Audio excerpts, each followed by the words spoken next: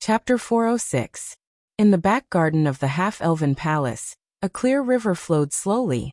This was a tributary of the Crystal River, but it was a man-made tributary. The main stream of the Crystal River was actually quite a distance away from Silvermoon City. But how could the half-elves let this mother river pass by the capital? That was why this tributary of the Crystal River was forcefully led into Silvermoon City and reached the back garden of the palace. 2 rows of tall sycamore trees had been transplanted along the river bank. It was now late autumn, and the trees were golden yellow. The half-withered leaves swirled into the river, drifting away with the waves. The colorful sycamore forest set off the greenish-gray stone walls of the palace, depicting the beautiful scenery of autumn. The afternoon sun was warm and pleasant. Colin had his hands behind his head, lying lazily on the grassy slope of the hill. Beside him, Queen Aisha was sitting cross-legged on the grass. Her flawless white palace dress outlined her enchanting female curves. Her pure beauty and mature gentleness combined to form a graceful and wise noble aura. Her pure blue eyes stared unblinkingly at Sylph, who was in her arms. Unfortunately, the little girl kept twisting her body, trying to break free from her mother's embrace. Colin turned his head and looked at his stubborn daughter. He smiled and said, "Put her down. Doesn't she already know how to crawl?" Aisha glared at Colin flirtatiously and said, "How can you let a 1-month-old child crawl all over the ground?" Colin laughed and advised, "Our daughter was born extraordinary. How can you compare her to an ordinary child?" To be honest, even though Sylph was only 1 month old, she was developing very quickly. She almost had the body of an ordinary 6-month-old child. If Aisha was not paying attention, the little girl would crawl all over the ground and disappear. Seeing that Aisha was still unwilling to let go, Colin smiled and took his daughter. He placed her on his stomach and formed a circle with his hands, letting the little girl crawl on his upper body. Hee. The little girl got what she wanted. She opened her toothless mouth and laughed happily. Looking at Sylph's big ruby-like eyes, and feeling the touch of her delicate little hands and feet crawling all over his body, Colin only felt that the worries and troubles in his heart had disappeared without a trace at this moment. Unfortunately, this peace was quickly interrupted by a series of hurried footsteps. Teacher, quick, come and see the amusement park I designed for Sylph." Colin turned around and saw Princess Judy in a bright yellow pleated dress, skipping towards him. Behind her was Prince Harrison, who was trying his best to maintain his poise and elegance. "You've designed it?" "Of course. Quick look." Princess Judy unfolded a roll of parchment and showed her amusement park design plan to the teacher. Sylph seemed to have discovered a new toy. She was babbling as she tried to climb onto the design. Colin hugged the naughty little girl, sat up, and looked at Princess Judy's masterpiece with great interest. Prince Harrison also walked over. He first greeted Colin and Aisha, and then sat down on the woolen blanket that had been laid out. The half-elf maid, Kathy Savoy, quickly brought 2 cups of scented tea, and placed them in front of Princess Judy and Prince Harrison. Prince Harrison did not seem to be interested in the amusement park design that his sister had painstakingly made. Instead, he started chatting with Kathy. On the other side, Princess Judy was excitedly introducing her design concept to Colin. According to her, for a genius child like Sylph who had awakened the noble phoenix bloodline at birth, of course, she could not be compared to ordinary children. Ordinary rides like slides, merry-go-rounds, trampolines, swings, and so on were too simple and childish for Sylph. Therefore, Princess Judy claimed that she had designed an adventure-themed amusement park. Based on famous heroic adventure stories, she had combined exploration, mazes, reasoning, treasure hunting, trapping, and other elements to create a wonderful game to clear the game. In the beginning, Colin was listening with great interest. But as Princess Judy talked, his face became darker and darker, because he found that the difficulty of this amusement park was a little too high. For example, in one section, Princess Judy actually asked the game participants to shoot a brown bear in order to pass the level. Colin could not help but put his hand on his forehead and lamented. Was this really an amusement park for children? It was simply a different world's version of the Squid Game. If he did not know that Princess Judy had always been a little unreliable, Colin would have suspected that she had designed this amusement park with evil intentions.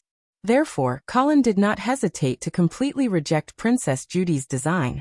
No matter how coquettishly Princess Judy begged, it was useless. In the end, Princess Judy could only succumb to her teacher's abuse of power, and dejectedly went back to redesign. Prince Harrison did not leave with his sister. Instead, he continued to sit on the woolen blanket and whispered to the half-elf maid Kathy. Seeing this, Colin's heart skipped a beat. He suddenly asked, "Harrison, Kathy, what are you talking about?" Harrison hurriedly sat up straight and turned to face Colin. He replied, "Teacher, I was explaining to Miss Kathy why my sister wanted to put a brown bear in the amusement park." "Oh, why?" Colin's interest was also piqued. Because just 3 days ago, Judy heard that the half-elven palace was going to hold a hunting party, and that there would be brown bears at the party. She was so excited that she wanted to hunt a brown bear with her own hands. Colin could not help but laugh. With her skinny arms and legs, she wants to hunt a brown bear? Prince Harrison was also a little embarrassed.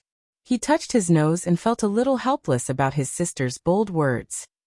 Seeing this, Kathy said, "His Highness just told me that he wanted to hunt a brown bear for his sister." "That's right." Prince Harrison immediately straightened his back and nodded. Queen Aisha reminded with a smile, "Your Highness Harrison, then you must be careful. Brown bears are ferocious beasts that dominate the mountains. Also, before the hunting party, the head of the royal hunting party will purposely reduce their food. A hungry brown bear will become even more ferocious. Your Majesty, please do not worry. I will definitely be able to deal with it," Prince Harrison said confidently. Colin knew that Prince Harrison was now an apprentice knight. With his strength, it would be difficult for him to deal with a brown bear alone.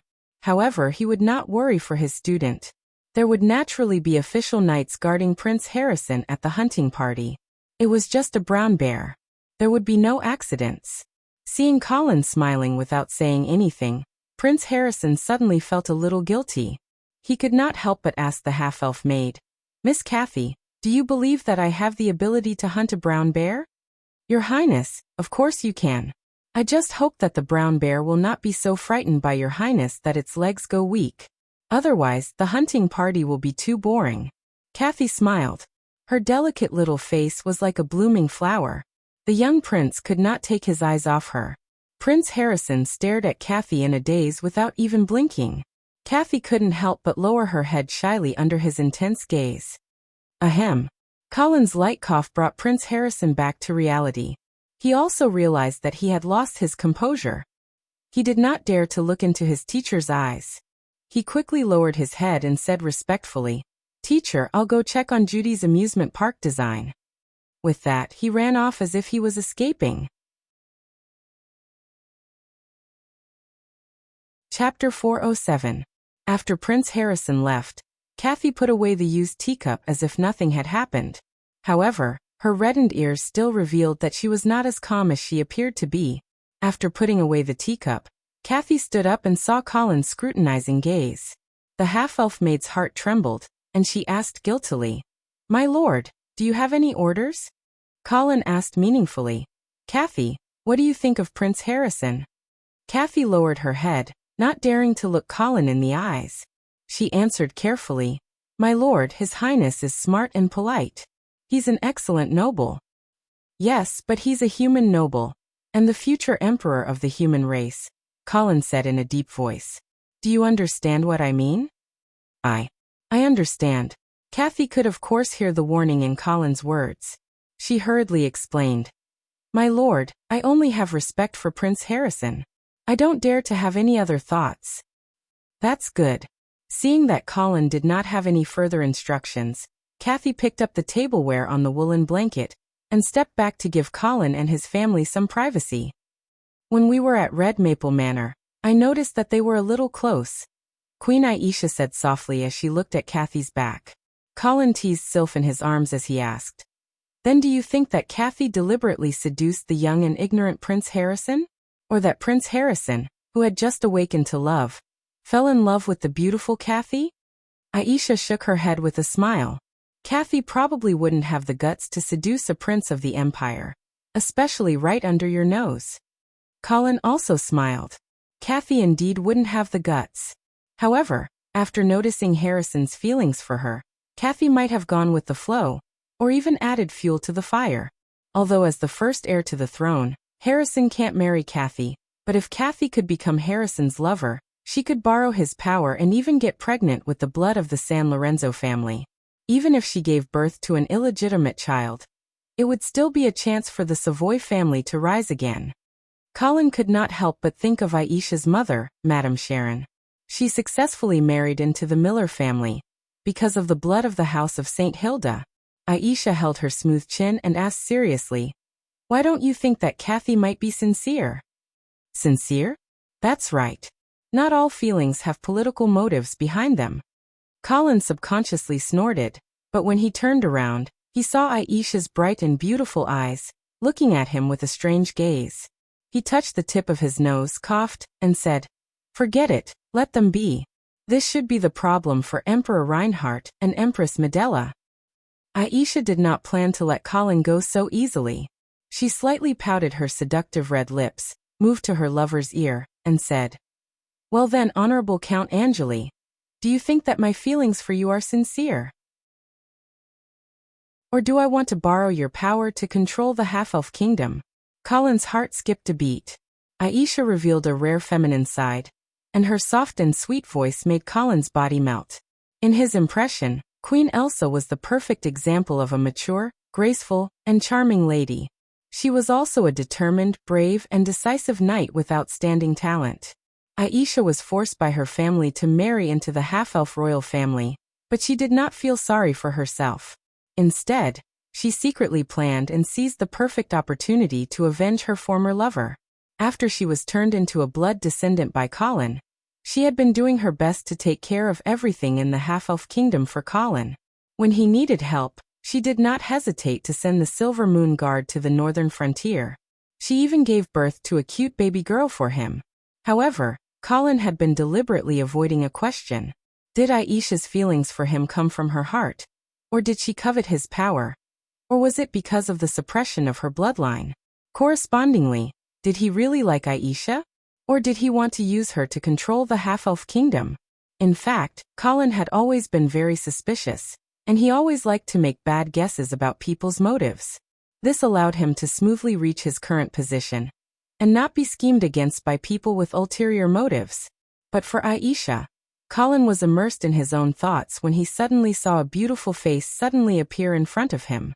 Then his mouth was blocked by a pair of soft and warm red lips. Since he hadn't closed his eyes yet, Colin could clearly see that Elsa's beautiful face was dyed with a layer of blush. The delicate rouge-like color extended all the way to the tip of her slender ears. Her slender and fine eyelashes were constantly trembling, and there seemed to be a sparkling and translucent tear glistening in her half-closed eyes.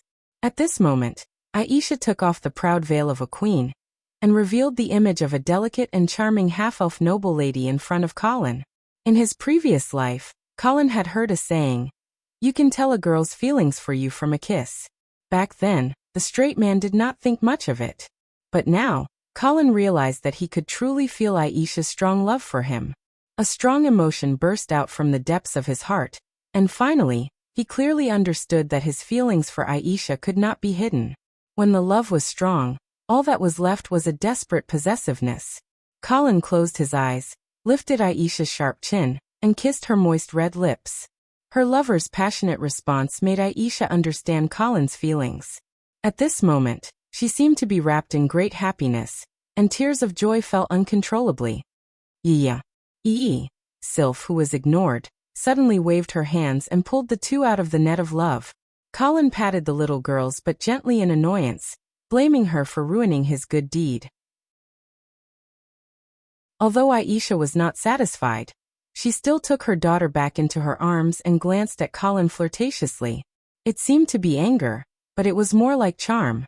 Colin secretly gritted his teeth and prepared to respond to Aisha's provocation at night. If Kathy and Harrison are truly in love, then let them be. Colin thought for himself and finally decided to give his maid and student a chance. Aisha nodded with a smile and did not dwell on this topic. She changed the topic and said, The palace doctor, Cliff, was kidnapped on his way home last night. Colin did not show any surprise when he heard that. Instead he smiled and said, I already know. And that Viscount Fines left Silvermoon City early this morning. It seems that he has successfully obtained the information he wanted. This is not surprising. Cliff is an ordinary doctor. He can't withstand torture. Well, I don't mean to blame Cliff. On the contrary, this doctor suffered because of my plan this time. When this is over, I can make it up to him. I'll remember that. However, for the other half-elves who participated in this kidnapping, I didn't expect that there would be fish that escaped the net after the last settlement. Hearing Colin's murderous words, Aisha just said lightly, as long as the eastern region is still there, some half-elves will have fantasies. Colin smiled coldly and said, Eastern region, humph, it's time to settle the score with them.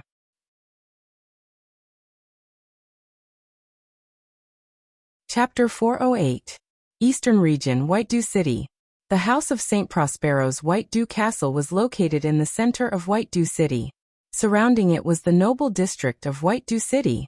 Commoners had to have a pass to enter and exit the city. Outside the noble district was the commercial district. This was where rich merchants gathered. Although the location was good, and the buildings were not that shabby compared to the noble district, no nobles were willing to live here. After all, no matter how rich a merchant was, he was still a commoner. There was an essential difference between him and the nobles. However, there was one family that was an exception, the Hall family. The Hall family lived outside the noble district of White Dew City. It was not because they were poor or had a low title. On the contrary, the Hall family was famous for their wealth in the eastern region. As for their title, they were a proper hereditary count family of the empire. They lived in the commercial district because the ancestors of the Hall family were merchants. Titles could not be bought with money. However, if you had enough money, you could buy a noble lady with noble blood, and a very precious baptism quota for commoners. Thus, the Hall family obtained the noble's admission ticket. As for how they climbed step by step from a wild knight family to a count of the empire, it was all thanks to the mages of Yule. If they had not used a forbidden spell to destroy the original White Dew City, causing a large number of families in the eastern region to lose their inheritance, the Hall family would not have had the opportunity to take advantage of the situation. Moreover, during the most difficult and dangerous period of the eastern region, the Hall family saw the opportunity to help the House of St. Prospero rebuild White Dew City. Only then did they officially enter the noble class of the empire. In addition, the descendants of the Hall family were also quite capable. Although they were descendants of merchants, they were full of martial virtues and made many military achievements. Gradually, the Hall family's title was promoted to count, and they became one of the most influential families in the eastern region. However, in terms of martial strength and knight rank, the members of the Hall family were somewhat inferior. After all, their ancestors were commoners, and their bloodline was mixed. Even if the family's bloodline was improved through marriage, they could not be compared to the old nobles who had thousands of years of inheritance in a short time. However, the ancestors of the Hall family were indeed very smart. They knew the principle of playing to their strengths and avoiding their weaknesses. When the members of this family joined the army, without exception, they all joined the navy and would never join the army. The reason was very simple. Compared to the army's head-on clashes on land, naval warfare relied more on warships and teamwork. The requirements for individual strength were much lower. Moreover, the strength of the Eastern Territories' navy was unmatched on the New Shui River. Earl Hall was in his 50s. He was tall and burly, and his hair was thick. His skin was a healthy bronze color, and he had a roughness that seemed to have been tempered by wind and rain. He was clearly different from the generally pampered nobles of the eastern region. His facial features were chiseled, and his grayish-brown eyes were bright. His broad forehead was wrapped in a glossy reindeer skin bandage, and his long blonde hair and beard were tied into small braids with a fishbone hair band. At this moment, Earl Hall was meeting a gorgeously dressed guest in the living room. Unlike Earl Hall's boorishness, this guest was a typical Eastern Territory noble. His skin was fair and he was handsome. His every movement was filled with awe-inspiring majesty and elegance. The same Earl's attire on him and Earl Hall were two completely different concepts. This person was Earl Bruggen, a veteran Eastern Territory noble. The two Earls of the Eastern region had completely different styles, but they had one thing in common. They were both supporters of Marquis Vincent. Especially Earl Hall, who had even married his precious daughter to Marquis Vincent. Now that Marquis Vincent was trapped in Silvermoon City, the two Earls were naturally anxious. Earl Bruggen, what news did you get? Why are you in such a hurry to see me? Earl Hall's loud voice echoed in the living room. Earl Bruggen pointed to his ear with a look of disdain. This isn't your worship. Lower your voice, my ears can't stand it. Earl Hall snorted softly. He was very disdainful of Earl Bruggen's pretentiousness, but he also lowered his voice slightly. In fact, Earl Bruggen also despised this lowly and fishy Earl Hall from the bottom of his heart. If it weren't for the critical situation at this time, where the Bruggen family had to unite with the Hall family, he wouldn't have been willing to come to this mansion in the business district. Viscount Finn has already returned. Calculating the time, he should arrive in White Dew City tomorrow. Oh. What news did this kid bring back? What conditions did the people of the Northern Frontier propose to redeem him? The people of the Northern Frontier are unwilling to accept the proposal of exchanging the city for Marquis Vincent. They insist on the worship. In your dreams. Before Count Bruggen could finish, Count Hall roared at the top of his lungs. His loud voice shook the crystal chandelier on the ceiling, causing it to shake non-stop. Earl Bruggen only felt as if he was being blown by a strong wind and wave. He hurriedly held his breath, frowned, and pressed his hands down. Okay. I know those warships are your precious treasures, but if we can really exchange them for Marquis Vincent, would you still disagree? Earl Hall panted heavily and didn't say anything for a long time. It was obvious that he agreed tacitly, but then he realized that there was something wrong with Earl Bruggen's words. He asked doubtfully, why does it sound like the warships can't be exchanged for Marquis Vincent? Only then did Earl Bruggen sigh and say, I've received news that Marquis Vincent might have met with an accident. What? Earl Hall stood up abruptly and stared at Earl Bruggen with his bell-sized eyes. What do you mean by an accident? Earl Hall's shock made Earl Bruggen very irritated. The more he thought about it, the more he realized that this silly Earl in front of him might not be able to be of help to him. Marquis Vincent was assassinated after he was captured. Although the people of the Northern Frontier have always claimed that the Marquis is fine, it is said that Viscount Fine has already found out that the Marquis has actually been assassinated. Bam! Earl Hall smashed the armrest of his chair into pieces with a slap and shouted. How can you believe the words of that kid Fine? He's one of Evan's men. He can't wait for Marquis Vincent to die in Silvermoon City. I'm sure that he deliberately made up such a lie, because he didn't want Marquis Vincent to return to the Eastern region safely. It was rare for Earl Bruggen to agree with Earl Hall's opinion. He nodded and said, I think so too. When Viscount Fine arrives in White Dew City tomorrow, you and I will go and meet the Duke together. We can't let Fine mislead the Duke's judgment. Alright.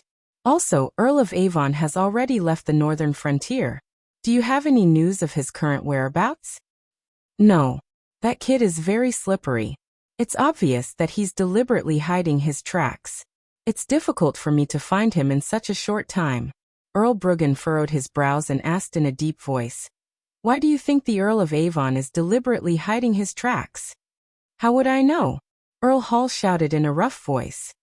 Hasn't that kid always been like this? He's so mysterious.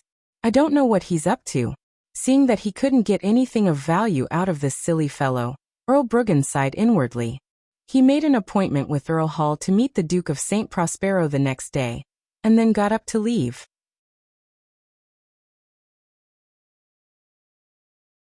Chapter 409. The guest hall of White Dew Castle was decorated extremely luxuriously. The arched dome was made of century-old mahogany from the radiant moon forest. It was pasted with gold foil, inlaid with gems, and hung with crystal candlesticks and chandeliers. The painters skillfully used these expensive decorations, and the changes in light and shadow to depict the magnificent epic of the first generation of paladins of the House of St. Prospero. While luxurious, it was also full of artistic aura. It was vigorous and heroic, but not vulgar. The beautiful maids of the Duke's mansion, who had been carefully groomed by the Duke's mansion, entered the room in a single file. They presented the 3 guests with all kinds of fruits, pastries, and silver wine jugs. They filled each guest's wine cup with transparent wine, and an elegant, mellow, and exotic wine aroma filled the room. Count Hall raised his glass and downed the wine in it in one gulp. Then he glanced at the silent Count Bruggen beside him, then stared at Viscount Finn, who was sitting upright and still opposite him. He couldn't help but ask, "What's wrong?" "Viscount Finn, how was the trip to Silvermoon City this time?" Viscount Finn came back to his senses. Just as he was about to speak, he saw a dignified figure stride into the hall. "Your Grace." The 3 of them immediately stood up and bowed to the Duke of St. Prospero. The Duke of St. Prospero sat down on the main seat of the sofa in the living room. He raised his arm and said, "Have a seat." The 3 of them immediately sat down. The Duke of St. Prospero took a sip of his rum and said, "Viscount Finn, tell me about the situation in Silvermoon City first." "Yes, Your Grace." Viscount Finn stood up and bowed slightly. Then he said, "I met Count Angeli on this trip to Silvermoon City and discussed the redemption of Marquis Vincent with him. However, this person firmly disagreed with your proposal of exchanging Monolith City for Marquis Vincent. He said that he was only willing to accept warships as the price for Marquis Vincent's redemption." At this point, Viscount Finn bowed slightly again, indicating that he was done. Count Hall blinked and turned to look at Count Bruggen. He saw that the other party was also confused, because in their opinion, the Viscounts had missed the most important piece of information. Was Marquis Vincent dead or alive? Logically speaking, as a supporter of the Earl of Avon, Viscount Finn would definitely report to the Duke of St. Prospero as soon as he found out that Marquis Vincent had been assassinated. Then, he would persuade the other party to re-establish the heir to the title. But now Viscount Finn did not mention Marquis Vincent's situation. He did not even mention the confirmed news that the other party had been assassinated in Half-Elven Palace. Count Hall's heart skipped a beat. He suddenly realized that this meant that Viscount Fines himself was not sure whether Marquis Vincent was alive or dead, so he did not dare to spout nonsense in front of the Duke of St. Prospero. Thinking of this, his eyes were suddenly filled with unconcealable joy. But what puzzled him was that Count Bruggen, who was beside him, seemed even more worried. After listening to Viscount Fine's report, the Duke of St. Prospero nodded expressionlessly. Then he looked at Count Hall and Count Bruggen and said, "Since the 2 of you are here, why don't you share your thoughts? Should we use the warship in exchange for Vincent?" Count Bruggen was the first to speak. "Your Grace, I think this matter must be considered carefully. The New Shui River is the most important barrier for us to resist the cavalry of the northern frontier, and the Pegasus Navy is the key to whether we can control the New Shui River. Therefore, even if we want to use the warship in exchange for Marquis Vincent, we must carefully control the number and tonnage of the warship. We must not let the northern frontier take this opportunity to build a navy that can compete with us." The Duke of St. Prospero put down his wine glass and looked at Count Hall, obviously wanting to hear his opinion. The Hall family had a huge influence in the Pegasus Navy. A large number of mid-level and high-level officers were from the Hall family. Even the supreme commander of the Navy was Count Hall himself. It could even be said that half of the Pegasus Navy was the private army of the Hall family. Therefore, if they wanted to use the warship in exchange for Marquis Vincent, Count Hall's opinion was crucial. Seeing that the Duke of St. Prospero was looking at him, Count Hall said, "Your Grace, I agree with Count Bruggen's opinion. Previously, Count Angeli's conditions were too harsh. He almost wanted to destroy all the warships of our navy. We definitely can't agree to this. In my opinion, we can give the northern frontier at most 3 heavy warships. The limit of the paddle warships can be relaxed, but it can't exceed 50. As for the transport ships, we can give more depending on the situation. This way, we can ensure that the Pegasus Navy still has an absolute advantage in terms of strength. Even if the northern frontier obtains those warships, they won't be able to build a fleet that can compete with us in a short period of time. However, we can't let our guard down because of this. After successfully redeeming Marquis Vincent, we can find a suitable time and excuse to send the Pegasus Navy against the current, and find the northern frontier's navy to fight a battle. We can nip the danger in the bud." The Duke of St. Prospero nodded. He was very satisfied with Count Hall's suggestion and immediately said in a clear voice, "All right, if that's the case, Viscount's fines. Make another trip to Silvermoon City and renegotiate the conditions of Vincent's redemption with Count Angeli. The bottom line will be according to what Count Hall said just now." "Yes, Your Grace." Count Hall. The Duke of St. Prospero turned his head to look at Count Hall again and ordered, "Please go to Waterside Port immediately and explain the situation to the Pegasus Navy soldiers. Calm them down and prepare for the handover." "Yes," Count Hall immediately replied. "All right, that's it. I hope that all of you will work together to successfully redeem Vincent." After the Duke of St. Prospero finished speaking, he got up and left the living room, as if something urgent was waiting for him. Viscount's fines seemed to be infected by the Duke of St. Prospero's swift and decisive attitude.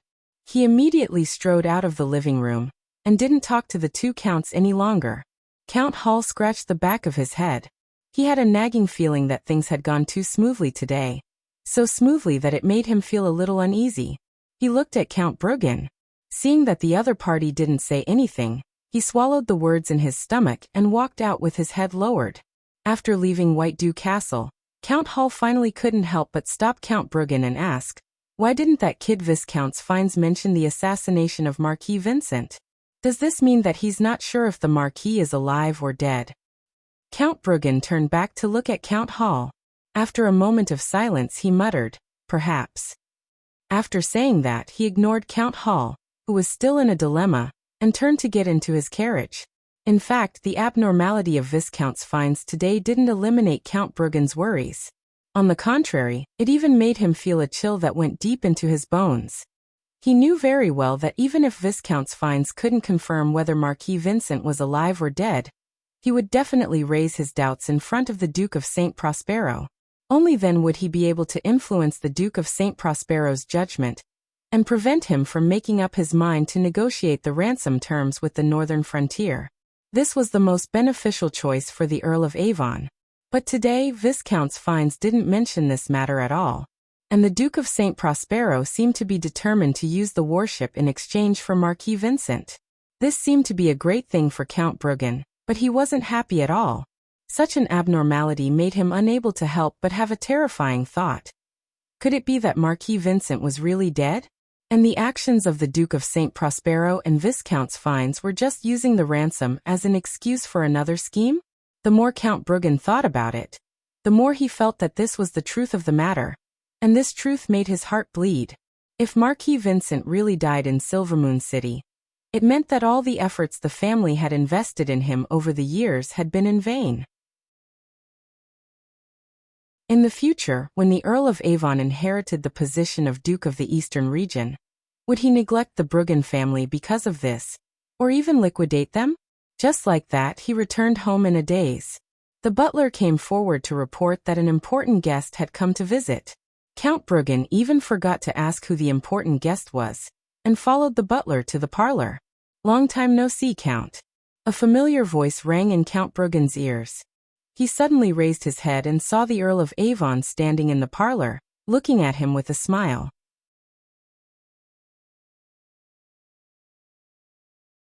Chapter 410.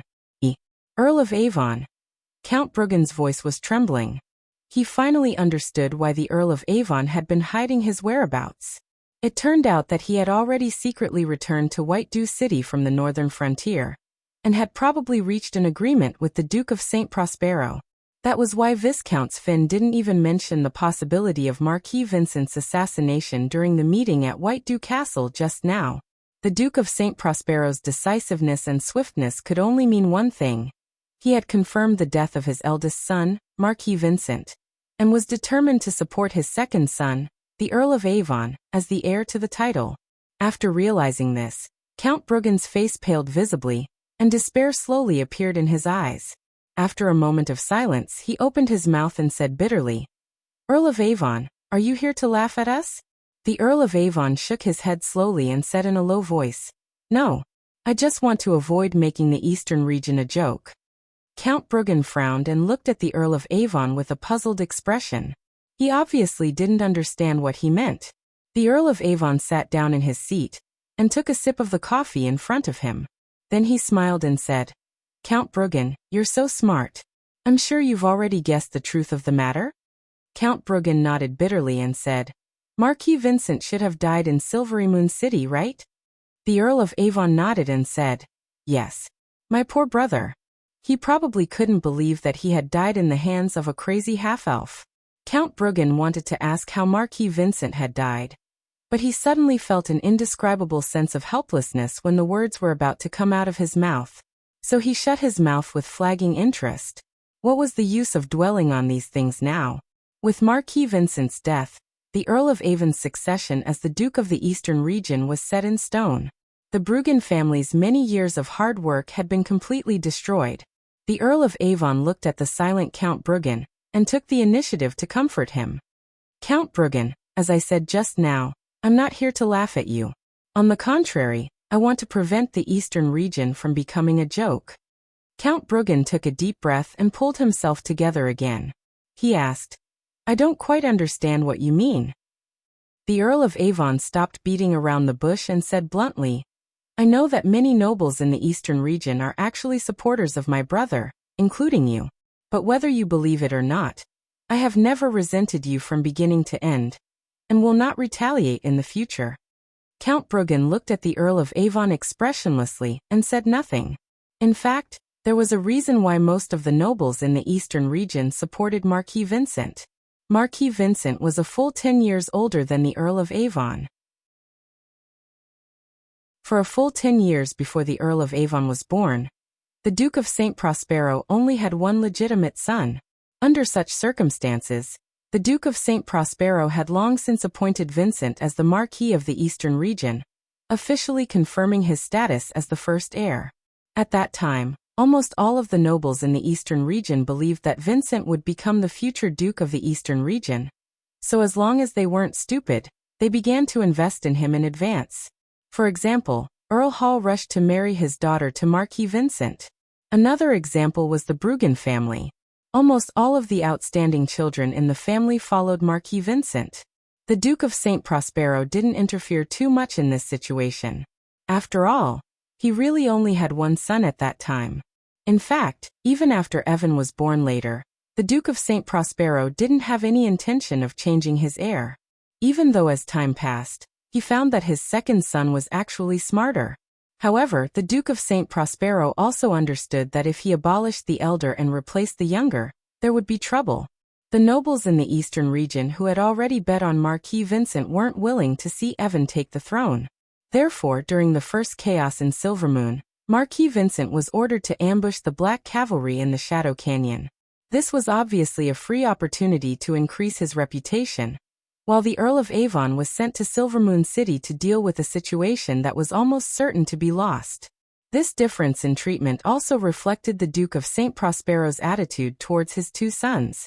However, the development of the situation later was beyond everyone's expectations. After Marquis Vincent defeated the famous Black Cavalry in the Shadow Canyon and captured the northern frontier's #1 war god, Marquis Garcia, he seemed to be a little arrogant and sent troops to attack Silvermoon City. What was even more shocking was that he was defeated by the weak half-elves and the unknown Colin Angeli. It was a crushing defeat. The Pegasus Legion was completely annihilated, and even Marquis Vincent himself became Colin's prisoner. This kind of blow made the Duke of St. Prospero's heart waver. Although Marquis Vincent was successfully redeemed, the Duke of St. Prospero obviously had the idea of changing his heir. The engagement between the Earl of Avon and Prince Lacy's daughter was a clear proof. Most of the nobles in the Eastern region had already bet on Marquis Vincent. They couldn't support the Duke of St. Prospero in changing his heir, so the Duke of St. Prospero could only help his second son find a strong foreign aid. Unfortunately, the world was unpredictable. The Earl of Avon's strong foreign aid unexpectedly met with an accident. The nobles in the Eastern region suddenly breathed a sigh of relief, thinking that the situation had taken a turn for the better. However, they didn't expect that the unwilling Marquis Vincent would actually run to Silvermoon City. Not only did he fail to avenge his previous humiliation, but he also lost his own life. With so many twists and turns, the nobles in the eastern region, including Count Bruggen, were all hit hard. They were mentally and physically exhausted, and didn't know how to deal with the current situation. Even if the Earl of Avon personally promised that he wouldn't retaliate, Count Bruggen didn't dare to believe him so easily. Back then, in order to ensure that Marquis Vincent's inheritance wasn't threatened, a group of nobles in the eastern region, including Count Bruggen, spared no effort to suppress and ostracize the Earl of Avon, forcing him to look for foreign aid like Prince Lacy. In the entire eastern region, except for marginal families like the Fines, which weren't very valued to begin with, almost half of the noble circle had offended the Earl of Avon. Under such circumstances, the ascension of the Earl of Avon was very likely to turn into a political disaster.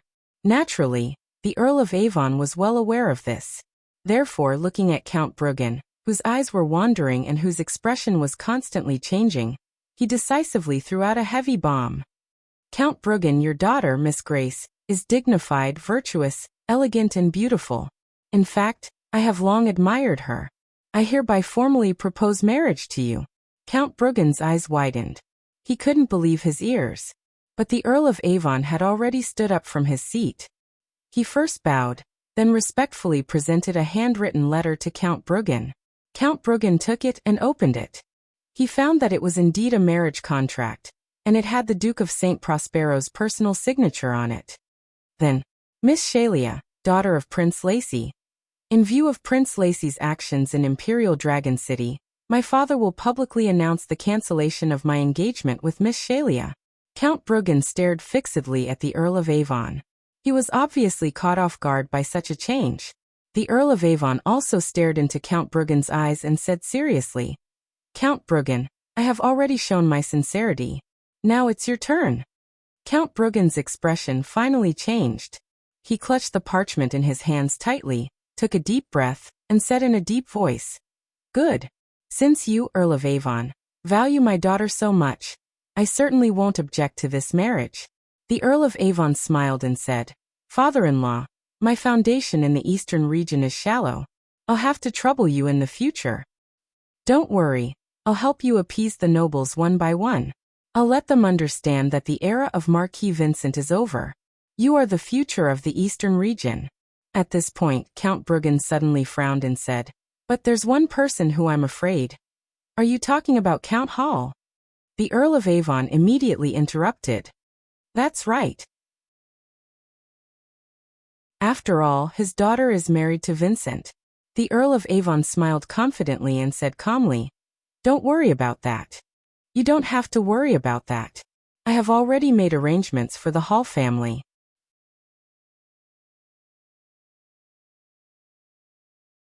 Chapter 411. Silver Moon City. Crystal River. Hundreds of tents, stables, and carriages turned the vast grassland into a huge camp. Other than the half-elf nobles and their squires, there were also tens of thousands of civilians who came to watch the hunting party. Nobles dressed in splendid attire, soldiers in shining armor, fine horses adorned with gold and silver, excited people, children running all over the place, bards in strange clothes, acrobats working hard, mercenaries with rude manners, hawkers shouting loudly, and countless flags fluttering in the wind, formed a vivid and wonderful picture. The annual hunting party was a large festival only held by the half-elves. It was also a rare entertainment. Of course, a high-ranked knight like Colin would not participate in the hunting party. After all, no matter how fierce the beasts were, they were not qualified to be his prey. The main participants of the hunting party were the low-ranked professionals and apprentices. After the hunting party, there was a martial arts competition. The hunting party was just an appetizer. The martial arts competition was the main course. In the martial arts competition, the real high-ranked professionals would participate. They would show their strength and courage in front of the queen and win their own honor. Every year, the winner of the martial arts competition would be personally rewarded by the half-elf queen. Swords, armors, horses, and even titles would be given out. Before this year's martial arts competition, there was a rumor that the rewards of this year's martial arts competition would be unprecedentedly rich. There would even be titles as rewards. The half-elves believed in this rumor. During the previous rebellion, the half-elf nobles were cleansed. Many titles and positions were vacant and needed to be filled. Therefore, Queen Aisha would use this martial arts competition as an opportunity to find new blood and train new nobles who were loyal to her. With such expectations, this year's hunting party became unprecedentedly grand. Almost all of the half-elf nobles, even those who had been stripped of their titles, such as the Loot family of Alfalfa City, had sent their knights to Silvermoon City, hoping that some of them could stand out and be appreciated by the queen, restoring their family's glory. When Colin and Queen Aisha arrived at the viewing platform, there was already a sea of people around the venue. The ceremonial officer was loudly chanting the names of Queen Aisha and Earl Angeli, announcing their arrival. Queen Aisha held Colin's arm generously, and the half-elf maid Kathy carried Sylph behind them. Together, they went to the main seats of the viewing platform. The half-elf nobles along the way all stood up to greet Queen Aisha and Earl Angeli. Aisha and Colin had perfect elegant smiles on their faces, and nodded in response. Even in such a public place, Queen Aisha acted like a gentle and beautiful wife, accompanying her husband. Perhaps she felt that since everyone knew about her relationship with Colin, there was no need to deliberately hide it anymore. Also, in the half-elf kingdom, no one dared to challenge Aisha's authority. Also, with the purity of Sylph's phoenix bloodline, even if she was an illegitimate daughter, no one would say that she was not qualified to be the half-elf queen. Woo! Amidst the sound of the horn, the hunting team gradually appeared at the edge of the forest not far away. They were galloping toward the viewing platform. Master! Master! Brother really hunted a brown bear. Before reaching the platform, Colin heard Princess Judy's loud voice. Even the rumbling of the horse hooves could not cover it. Is that so? Colin stood up and greeted the returning hunting team with a smile.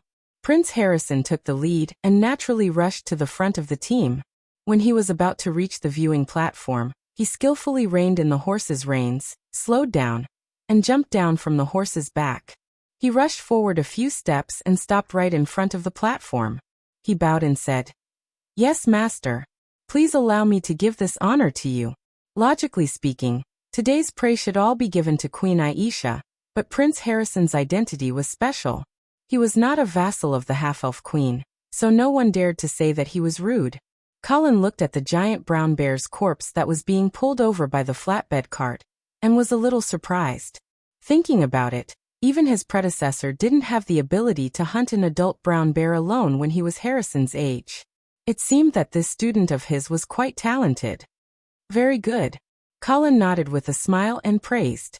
Prince Harrison raised his head with a smug smile on his face. Princess Judy rode her pony to the front of the platform and yelled, "Master, what about our reward?" Colin raised an eyebrow and asked, "What reward do you want?" Before Prince Harrison could say anything, Princess Judy yelled, "I want Bella."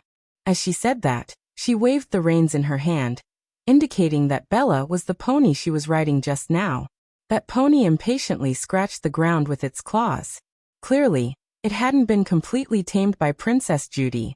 This pony was the property of the half-elf royal family, but it was only a pony. Colin didn't even need to ask Aisha. He nodded with a smile and said, "Of course. Of course, it's my honor. But you have to let your servants feed it carefully. This Miss Bella doesn't seem to have a good temper." "I'll feed Bella myself." Princess Judy hugged the pony's neck and scratched it affectionately with her snow-white hands. It seemed that she had scratched an itch, and the pony actually let out a comfortable purr. Princess Judy immediately started giggling. Colin looked at her charmingly naive appearance and laughed as well. Then he turned to Prince Harrison and asked, "Harrison, what reward do you want?" Prince Harrison hesitated for a moment, and secretly glanced at the viewing platform. Then he immediately retracted his gaze and said, "Teacher, your approval is the best reward for me." Colin didn't need to look back to know that Prince Harrison must have secretly glanced at his half-elf maid, Kathy. But fortunately, he still had some sense of propriety and didn't dare to ask Colin for Kathy on such an occasion. Then, Colin returned to his seat, and let the other half-elf nobles present their prey to Queen Aisha. After the presentation, The long horn sounded again through the viewing platform. 2 knights riding tall warhorses slowly stepped onto the field, and the highly anticipated martial arts competition officially began. At the same time, an attendant quickly came to Colin and reported, "Your Majesty, Count, the messenger of the Eastern region is outside asking for an audience." Colin smiled faintly and said, "He came at the right time. Invite him to come and enjoy this tournament." Yes. Not long after, Viscount Finn was led to the viewing platform by the attendant. "Your Majesty, Your Majesty." Viscount Finn respectfully saluted his master. Colin withdrew his gaze from the field and said with a smile, "Viscount Finn, you've had a hard time. Why don't you watch the tournament first?" "Okay." Viscount Finn nodded in response, but he didn't take a seat. Instead, he continued, "Your Majesty, our Eastern region has also prepared a big gift for the winner of this tournament." Queen Aisha was slightly stunned. Then, she narrowed her eyes and looked at the young Viscounts of the Eastern region. "Viscount Finn, you're too kind. However, the half-elf subjects don't need the Eastern region to reward them. Logically speaking, since the host had already explicitly refused, the guests should have retreated. However, Viscount Finn clapped his hands and asked the squire behind him to take out a knight's sword. "Your Majesty, don't worry too much. This is just a small gift from the Eastern region." Colin didn't care at first, but when his gaze fell on the knight's sword, he instantly clenched his fists. Because he recognized the knight's sword. It was the sword of Marquis Garcia.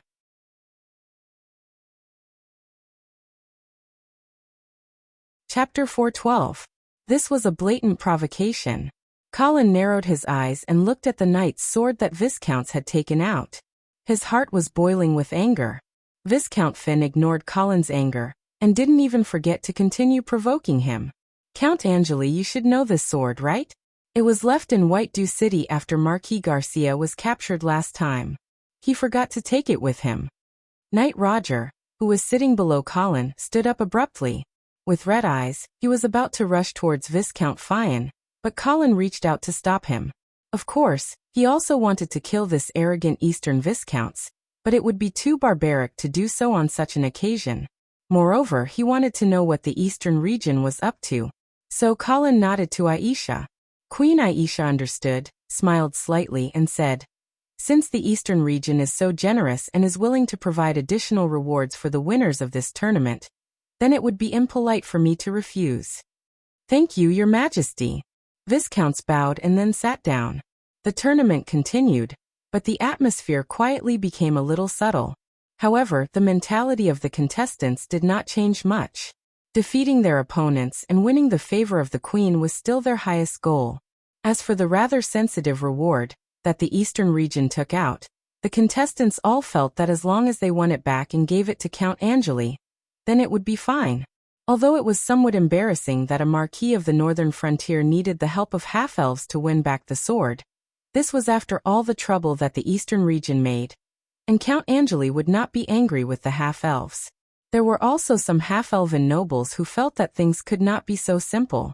Since the Eastern region had taken out Marquis Garcia's sword to provoke them, it would be impossible for the sword to return to the Northern Frontier so easily. But no matter what the crowd thought, the tournament still continued. At dusk, the tournament was gradually coming to an end. The 2 finalists were riding their tall steeds around the field. While the horses were getting used to the field, they were also showing off their elegance to the audience and winning the cheers of their supporters. One of them, a handsome young knight, was especially popular with the audience. He was about 25 years old and was wearing a shining silver chain mail. There was a confident smile on his handsome face. Under the setting sun, his lazy curly hair looked like melted gold. He was riding a snow-white horse with a golden kite shield on the left side of the horse's back.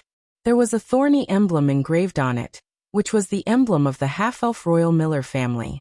This young half-elf knight named Carl Miller was Queen Elsa's cousin according to seniority. His royal status and handsome appearance immediately made Knight Carl the center of attention. Every time he raised his eagle-winged helmet to the audience, there would always be waves of praise. Some passionate and bold half-elf girls would even throw fresh flowers at Knight Carl to express their love. The previous Duke Muller had been killed by Colin because of his conspiracy to poison Queen Aisha, but the Miller family's position of Duke was vacant. Moreover, the successor had not been announced. Although the succession order had long been clear, Queen Aisha did not say anything. Obviously, she did not approve of the current succession order. This also caused the hearts of the Miller family members to waver. All the family members began to rub their fists, eager to give it a try. They were prepared to display their skills in this martial arts competition and enter Queen Elsa's line of sight. If they could catch the Queen's eye, they might become the successor of the Duke. However, Colin knew that the reason why Aisha did not announce Duke Muller's successor was because she was planning to abolish the Miller family's title of Duke. In her opinion, since the Miller family had become a half-elf royal family, there was no need to keep the title of Duke. Moreover, after experiencing the betrayal of her mother and brother, Queen Aisha also began to feel that keeping the title of Duke would only cause division in the Miller family. Some people would have thoughts that they should not have. Of course, these thoughts had not been made public. Therefore, Carl Miller could still continue to have a beautiful dream and enjoy the cheers of the crowd. Compared to the proud knight Carl, another knight who had made it to the finals did not receive such treatment. It was a knight in his early 40s. His short gray hair stood up, and there were traces of wind and sun on his bronze face. His tightly pursed lips and light brown eyes outlined a determined expression, just like the red bronze armor he was wearing. The style of the armor was old and polished. There was no noble coat of arms on it, so it was obvious that this was a wandering knight in dire straits. His mount was a common date red horse. It was strong but not eye-catching. There were no fancy steps, and it just carried its master slowly. Compared to the brilliant Carl Miller, this wandering knight was too shabby. Moreover, when he signed up for the tournament, the name he filled in was Joseph. Yes, only a name, no surname. However, he was also a knight, which meant that this person was most likely an illegitimate son of some family. Moreover, he did not have the recognition of his family, so he did not dare to use his family's surname. After circling around the arena, the two knights came to the viewing platform at the same time. They jumped off their horses, raised their wooden spears, and bowed to Queen Aisha. Queen Aisha stood up and said in a clear voice, "This is a fair competition. I hope that you will uphold the benevolence of knights and not hurt your opponent to win a glorious victory. The Almighty God of Light is with you." The competition of knights was indeed a very dangerous sport. Casualties were almost unavoidable. Even if the competitors were required to use a wooden spear as a weapon, this kind of polite weapon could be lethal in the hands of a knight. Therefore, the competition also stipulated that the knights could only stab each other with their spears on horseback. In this kind of one-on-one duel, both sides would use their spears to stab each other off the horse. This would determine the winner in one blow. This could avoid too much fighting and reduce the probability of casualties. But even so, it was still unable to completely eliminate the casualties. This time, in the final round of the tournament, there were already 7 unlucky people who had lost their lives, more than 20 people who were disabled, and countless people who were injured. It could be said that the arena in front of the viewing platform was already stained with the blood of the competitors. However, such casualties could not stop the half-elves from participating enthusiastically. If the knights did not even have the courage to face death, how could they gain the favor of the queen and even obtain the title of nobility? Woo! In the melodious sound of the horn, the two knights participating in the final round came to the side of the arena and prepared to charge. The audience at the scene waved their arms excitedly and shouted non-stop, pushing the atmosphere to the climax.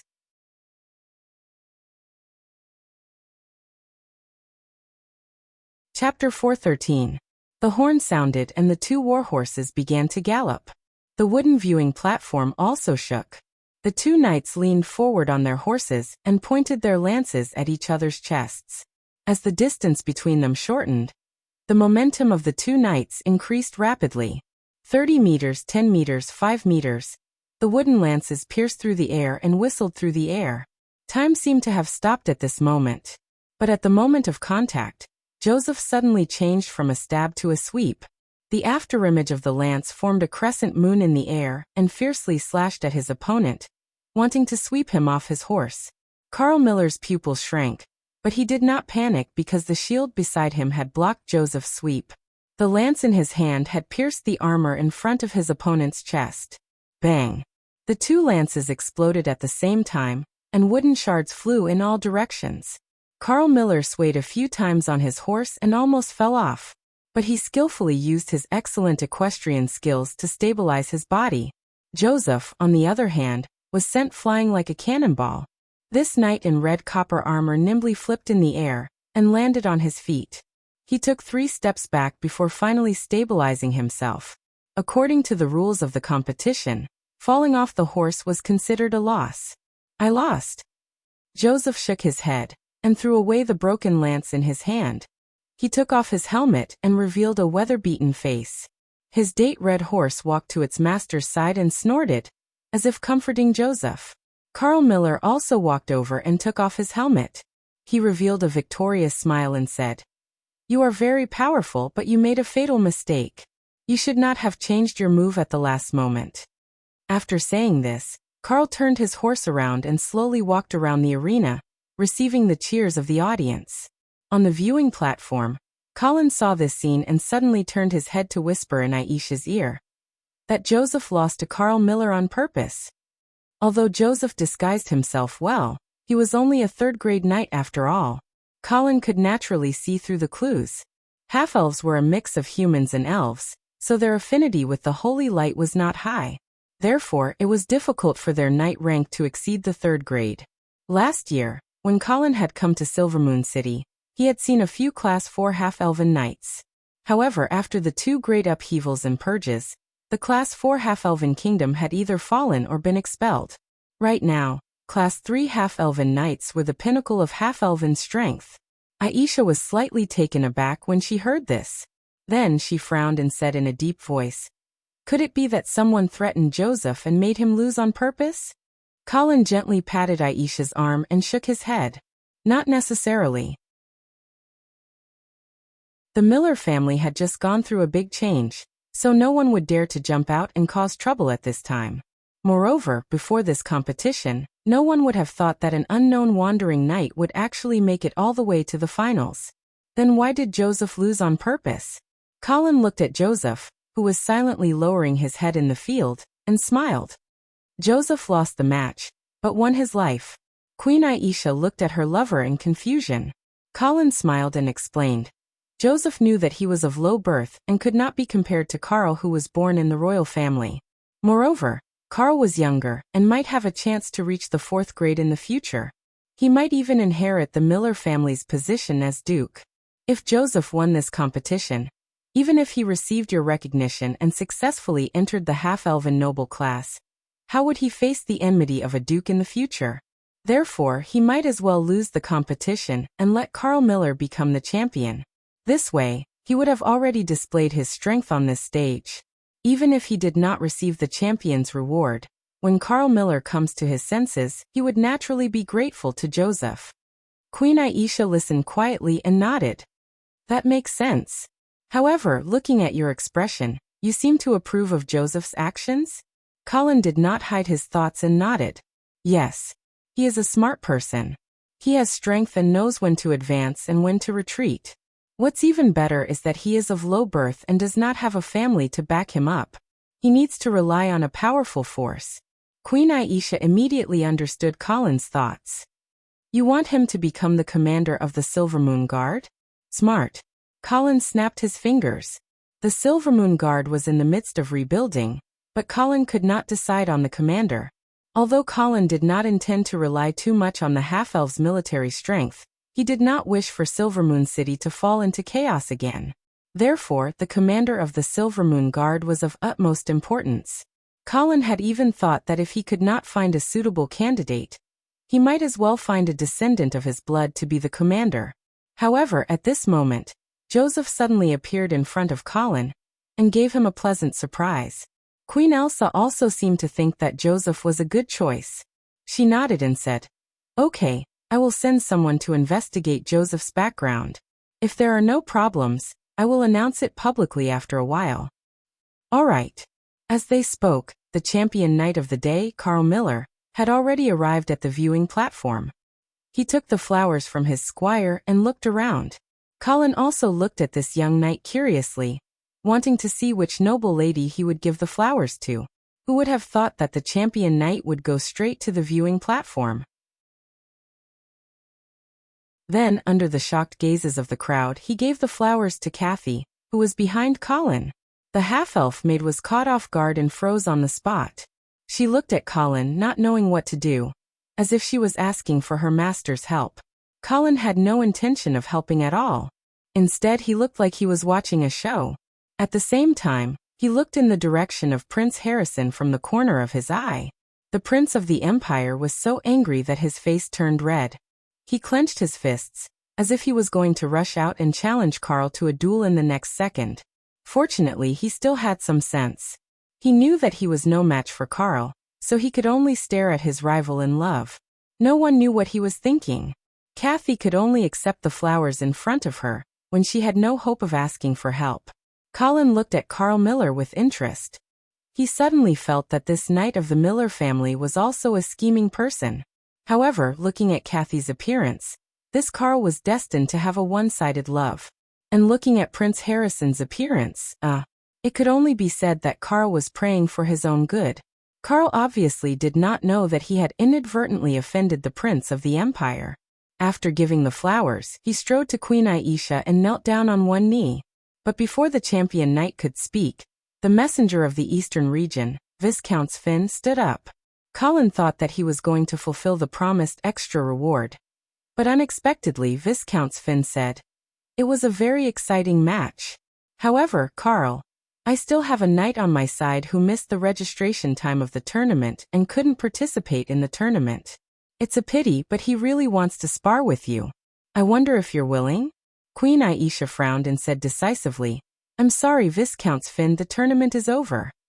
"Your Majesty, of course I understand that. However, the reward I just offered, according to the instructions of the Duke of St. Prospero, must be given to the most powerful half-elf knight. I wonder if Carl is willing to prove himself?" Colin narrowed his eyes and said, "So you're saying that the knight you're recommending is also a half-elf?" "Yes." Viscount Finn nodded and waved behind him. Then, a guard who accompanied him came to the viewing platform and took off his helmet. When he saw his face clearly, Colin was shocked. Carl Miller had already said in a clear voice, "Your Majesty, please allow me to accept this battle for you." Queen Aisha also recognized the identity of the half-elf knight from the eastern region. She turned to look at Colin and saw him nod slightly. "Good. Carl, I hope you can prove yourself again."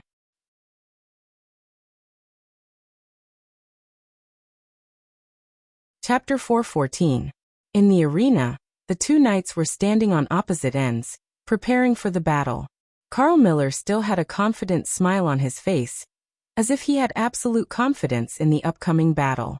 The audience shouted Knight Carl's name loudly, and their enthusiasm was even higher than in the previous game. Because this time, Knight Carl's opponent was a traitor to the half-elven kingdom, Viscount Omar. Oh no, Queen Aisha had already announced that she had stripped him of his title, so now he could only be called Knight Omar. More than a year ago, when Colin arranged for Vera to fake her death to get out of her engagement with Prince Tup, the Earl of Avon and his sister Anna were imprisoned by the old king. He was going to hand them over to the northern frontier as scapegoats in exchange for the Duke of St. Hilda's forgiveness. But it was Knight Omar who took advantage of the Savoy family's rebellion to sneak into the palace prison and release the Earl of Avon and his sister without authorization. Colin clearly remembered that he had just been promoted to the Fourth Order at that time. He had revealed his true body of the Blood Clan and was looking for Vera in the palace. However, he had bumped into Knight Omar and his two companions outside the back garden. At that time, he had also fought with the Earl of Avon and his sister, as well as Knight Omar. Although he had won, Colin had let the three of them go because he did not want to offend the House of St. Prospero too much. He did not expect that the half-elven traitor, Knight Omar, would actually return to Silvermoon City. Although he did not know why the East sent Knight Omar to cause trouble in the tournament, his strong attitude was completely different from the last time Viscount Fines came to Silvermoon City. This meant that the East should have confirmed the death of Marquis Vincent, and most likely had already formulated a revenge plan. Colin rubbed his chin and suddenly had some expectations for this. While he was deep in thought, the battle on the field had officially begun. In the rumbling sound of horse hooves, the two half-elven knights had already begun their sprint. Colin's attention returned to the front, but when he saw the strong holy light emitted from Omar, his heart suddenly thumped. Omar was a knight of the 4th step. Colin clearly remembered that the other party was still a rank 3 knight when he fought with him a year ago. He didn't expect that the other party would advance in just a year. Apart from Colin, the person who could feel Omar's sudden increase in strength the most was his opponent, Knight Carl. If it was said that this young knight was still full of confidence at first, thinking that he could definitely defeat this notorious half-elf traitor and raise his reputation to another level, but now, as he faced the terrifying pressure that was almost tangible, Carl realized that something was wrong. Fortunately, Carl was also clear that retreating was no longer an option. He could only face it head-on and use all his courage and faith to strive for a miracle. Bang! The two knights finally crashed into each other without any fancy moves. At the same time, the lance broke into countless pieces of wood. The two warhorses crossed each other. Knight Omar sat steadily on the back of his horse, but his opponent, Knight Carl, had already fallen to the ground in a daze. Dark red blood gushed out from the gap in the helmet, forming a small puddle on the ground in an instant. For a moment, the field was silent.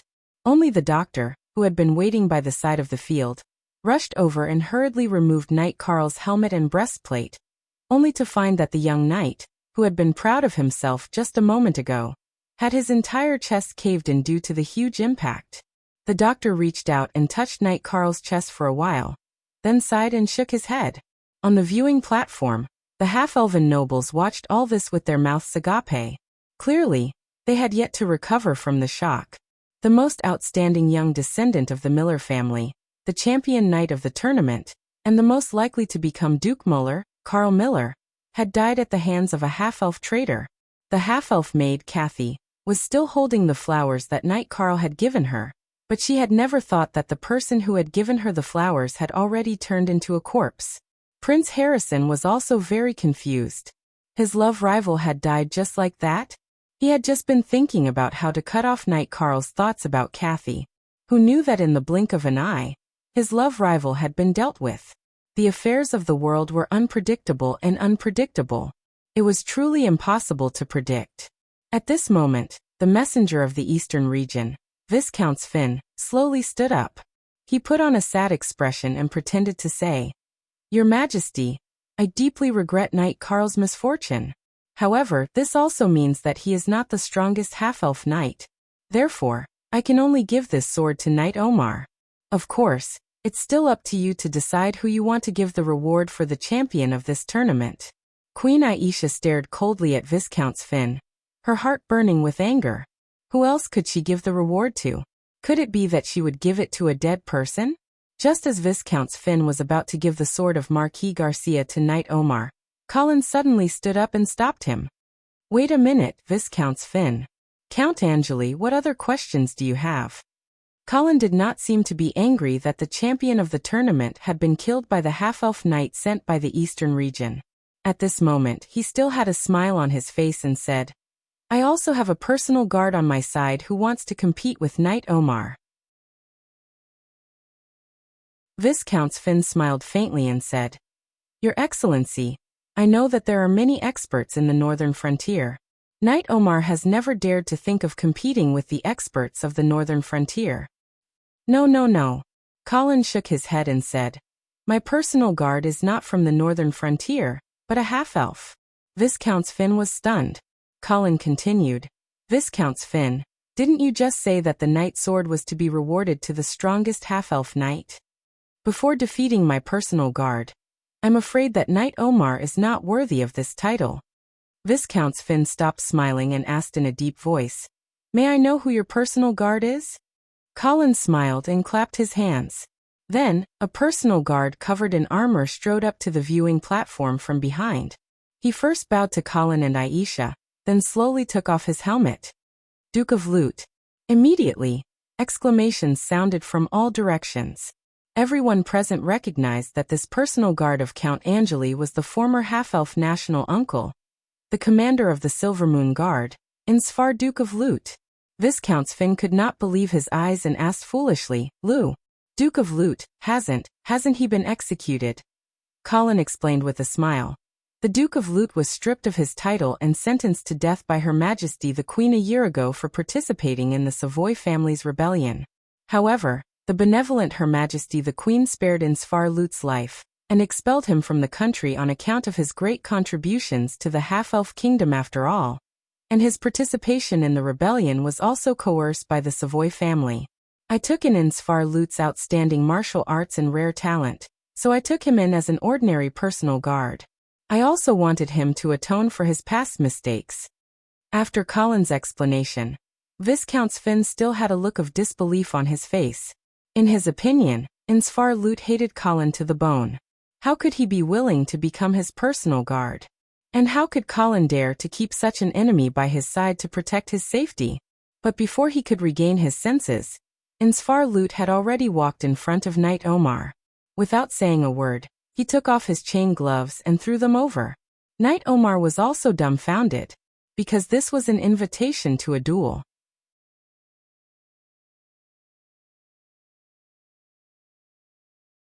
Chapter 415. Uncle.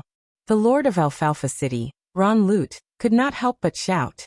However, the former Duke of Lut, who was now Insfa Lut's personal guard, did not seem to hear his nephew's voice. He just stared at Knight Omar in front of him, waiting for the other party's response. Ron Lut's heart was burning with anxiety. This uncle who had come back from the dead was once the pillar of the Lut family. Now that the family had declined, they could only hide in Alfalfa City and bitterly support themselves. When Ron saw Insfa Lut at this moment, it was naturally as if he had seen a life-saving straw. However, this life-saving straw was going to duel with a powerful half-elf knight. This made Ron feel like he had fallen from heaven to hell again. In a hurry, he could not help but remind his uncle.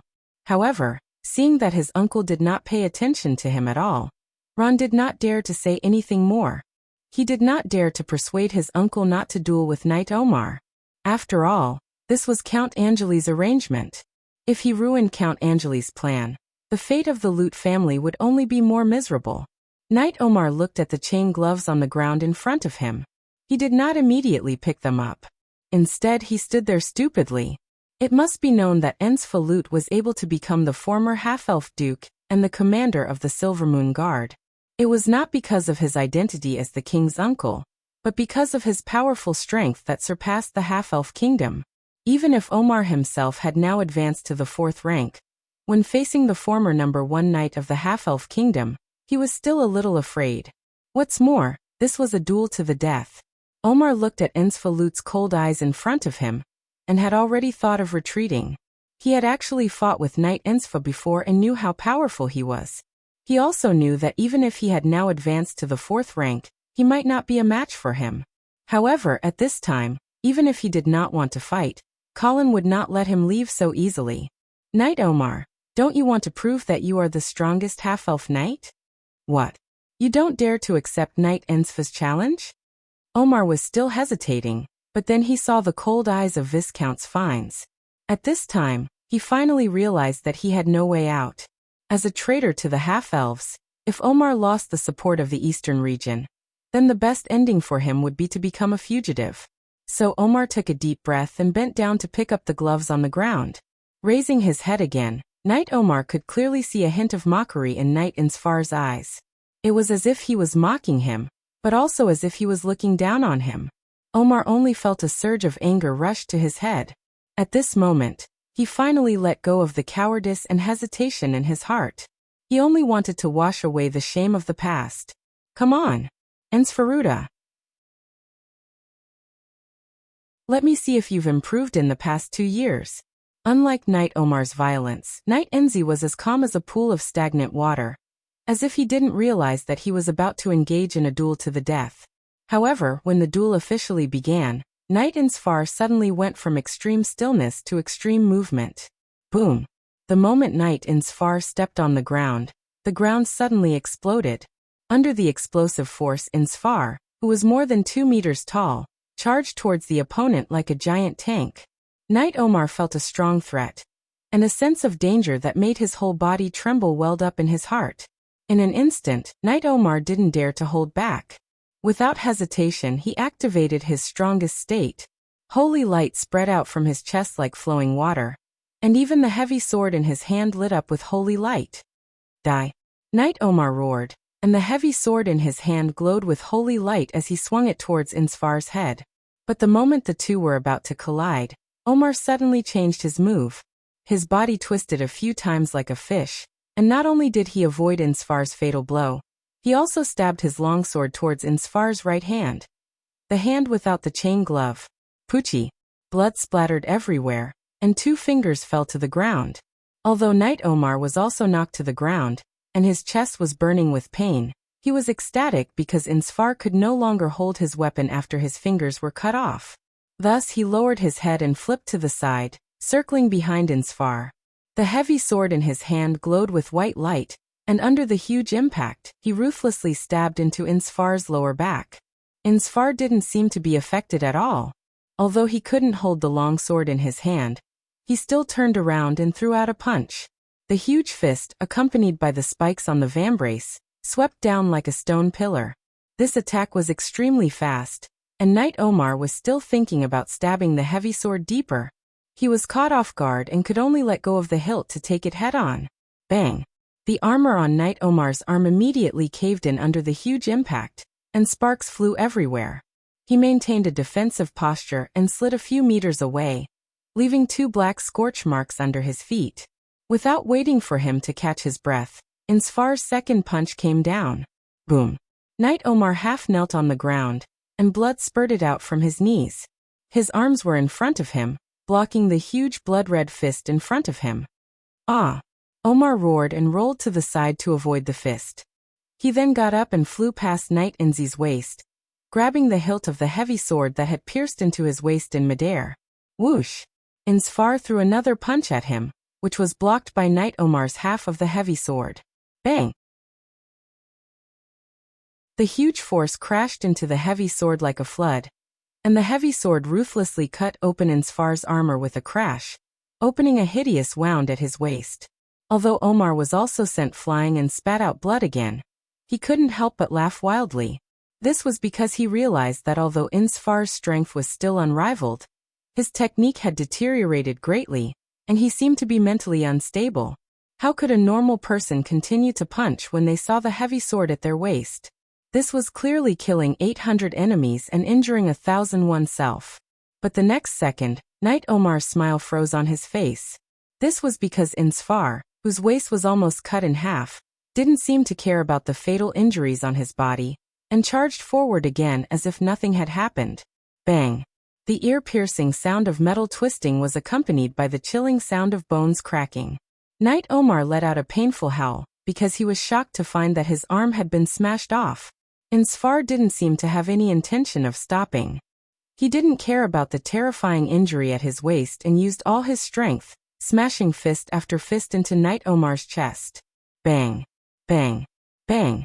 Every punch would cause blood to spurt out, and at the same time, the sound of bones cracking could be heard.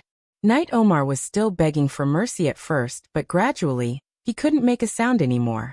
Bang! Bang! Insfar was still punching downwards, the blood and flesh splattering all over his armor, making him look like a demon that had crawled out of hell.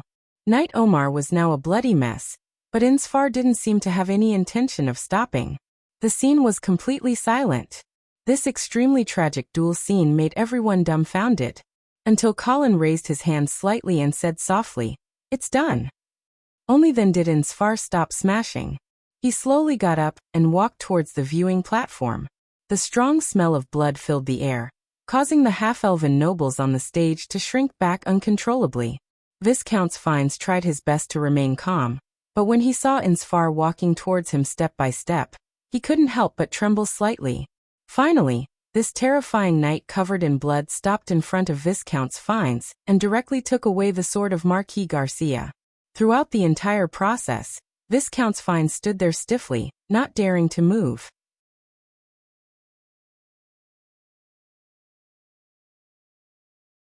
Chapter 416.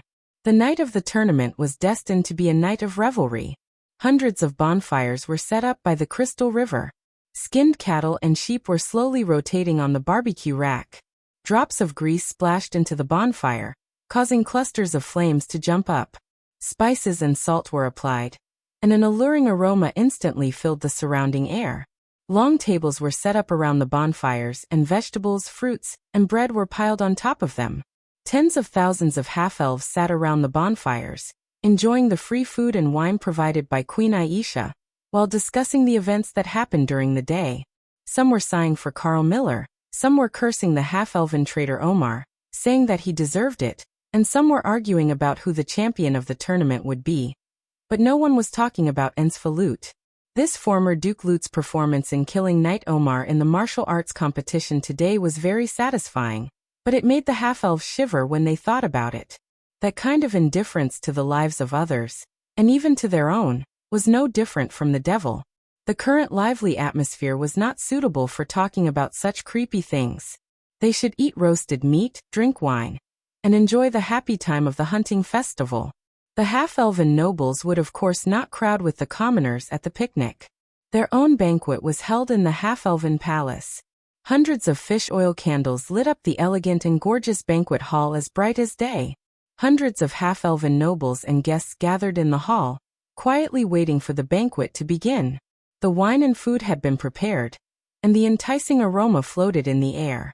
But the nobles and guests present stood with their hands by their sides, looking at the center of the hall.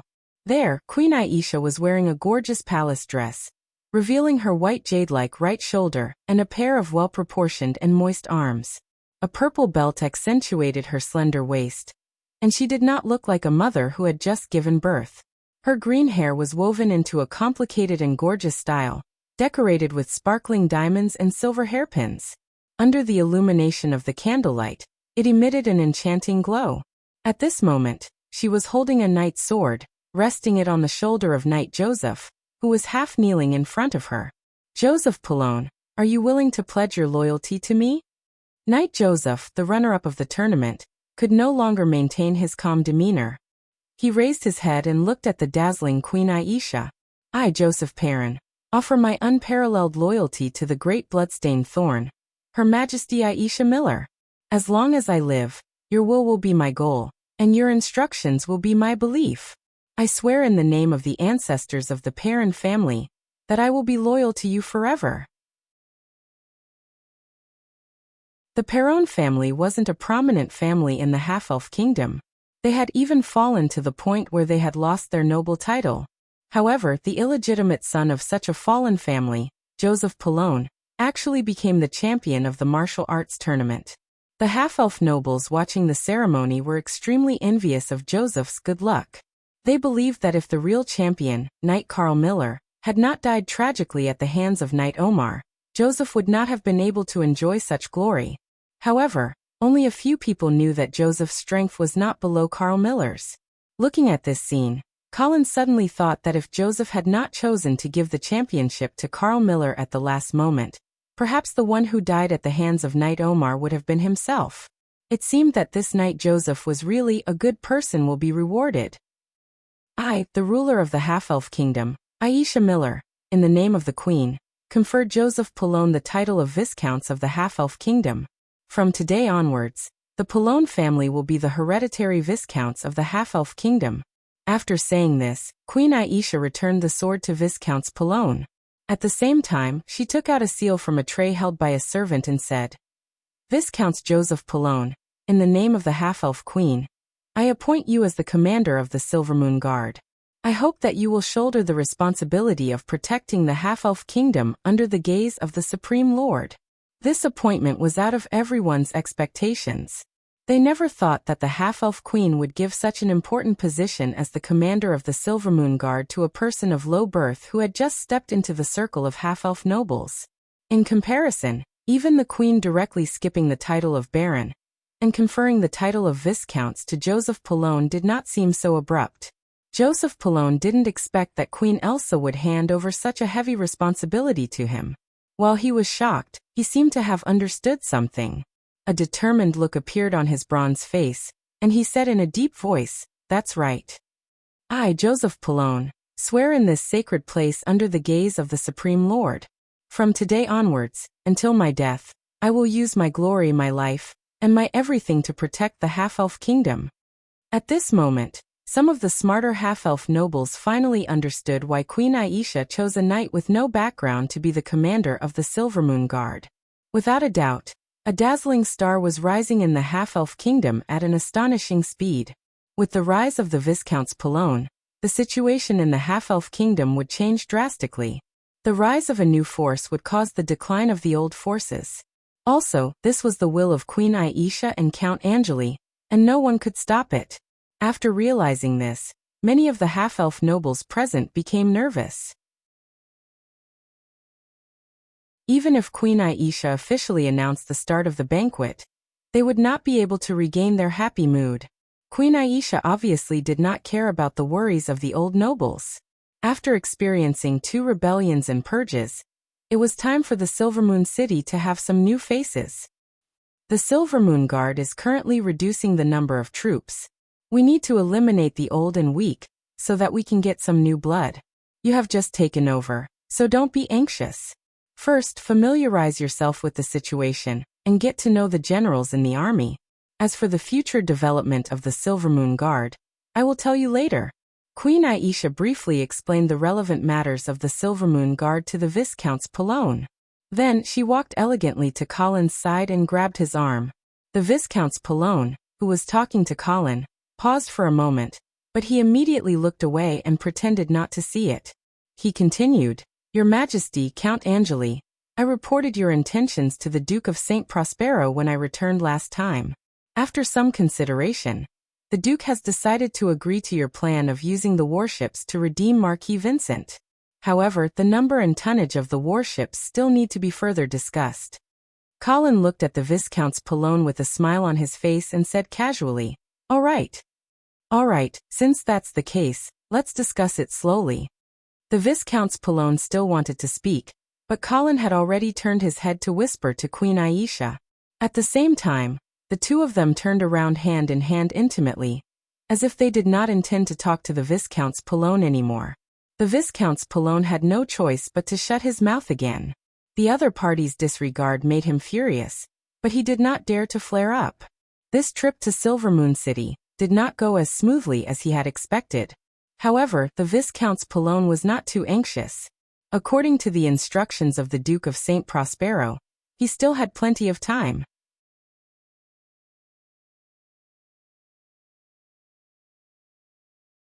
Chapter 417. Teacher, can I have a dance with you? Princess Judy, with her hands behind her back, timidly stood in front of Colin and shyly asked. Colin quietly rolled his eyes. Of course, he knew that this strange princess was deliberately pretending to be shy, but he didn't know what she was planning this time. At this time, the mealtime had passed and the attendants had already cleaned up the table. The band had also changed to a melodious dance music, waiting for the host of the night to lead the first dance. Colin originally wanted to have the first dance with Aisha, but now that Princess Judy had taken the initiative to invite him, as a gentleman, of course he couldn't refuse. And Queen Aisha wasn't angry with Princess Judy. She even smiled and handed Colin's hand to Judy. Colin took Princess Judy's hand and looked at the little girl wearing a white princess dress. He suddenly discovered that she already had the appearance of a young lady. Her skin was as white as snow, her facial features were delicate, and her golden hair was draped over her white shoulders. The silk dress outlined her exquisite body, and her slender jade-like legs were exposed outside the dress, glowing with a moist luster and full of vitality. 2 shallow dimples appeared on her bright and beautiful face, and her pair of beautiful eyes were filled with smiles. Teacher, you don't seem to be very willing to have the first dance with me. Of course not. Colin gathered his thoughts and led Princess Judy to the center of the hall. Then he took her into his arms and began to rotate to the beat of the music. Patter. The delicate crystal shoes heavily stepped on the marble floor, making a discordant sound. Colin, who had just dodged the step, shook his head and said, "You won't step on me, dance properly."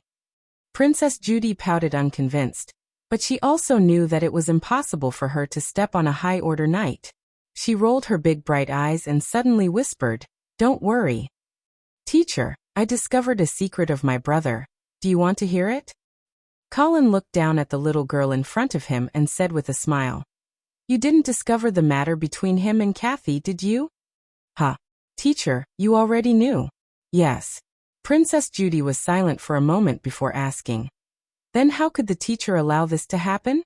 Big Brother is the first successor of the royal family, but Kathy is a half-elf, and a maid at that. What's the hurry? It's not like your brother is going to marry Kathy. Let him experience the taste of love." "But what if they have a baby? What are we going to do? He's just an illegitimate child. Doesn't your father have a bunch of illegitimate children?" "But father's lovers are all human nobles," Princess Judy said anxiously. "Teacher, you don't know, but the blood of the royal family can't flow to outsiders." "Is there such a rule?" Colin asked doubtfully. "Yes." Princess Judy nodded seriously. The first emperor, His Majesty Gania, made the rule himself. The bloodline of San Lorenzo must not be passed to outsiders. "Why? How would I know?" Colin frowned and fell into deep thought. This was actually a strange rule. After all, other paladin families could intermarry with outsiders. For example, the House of St. Hilda had married their daughters to trolls many times. And even Vera almost married the half-elf prince. So why was the San Lorenzo family not allowed to intermarry with outsiders? And they couldn't even have illegitimate children? Bloodline? Wasn't the bloodline of the San Lorenzo family also the bloodline of the paladins? Seeing that Colin didn't speak, Princess Judy was a little anxious and she shouted, "Teacher!" Colin came back to his senses, but he still didn't care too much. He casually said, "What's the hurry? Just let them take contraceptive measures." In fact, in this era, there were already contraceptive measures, such as the intestines of some animals, and some special drugs. In short, if he didn't want Prince Harrison and Kathy to have a crystallization of love, it was not a difficult thing to do. "Really? There are contraceptive measures?" Princess Judy blinked her big shining eyes and asked curiously. Children shouldn't ask too much. Colin didn't explain much. He was thinking that he would have to tell Harrison to pay attention to this point later. If there really was a human life, it would be really difficult to deal with.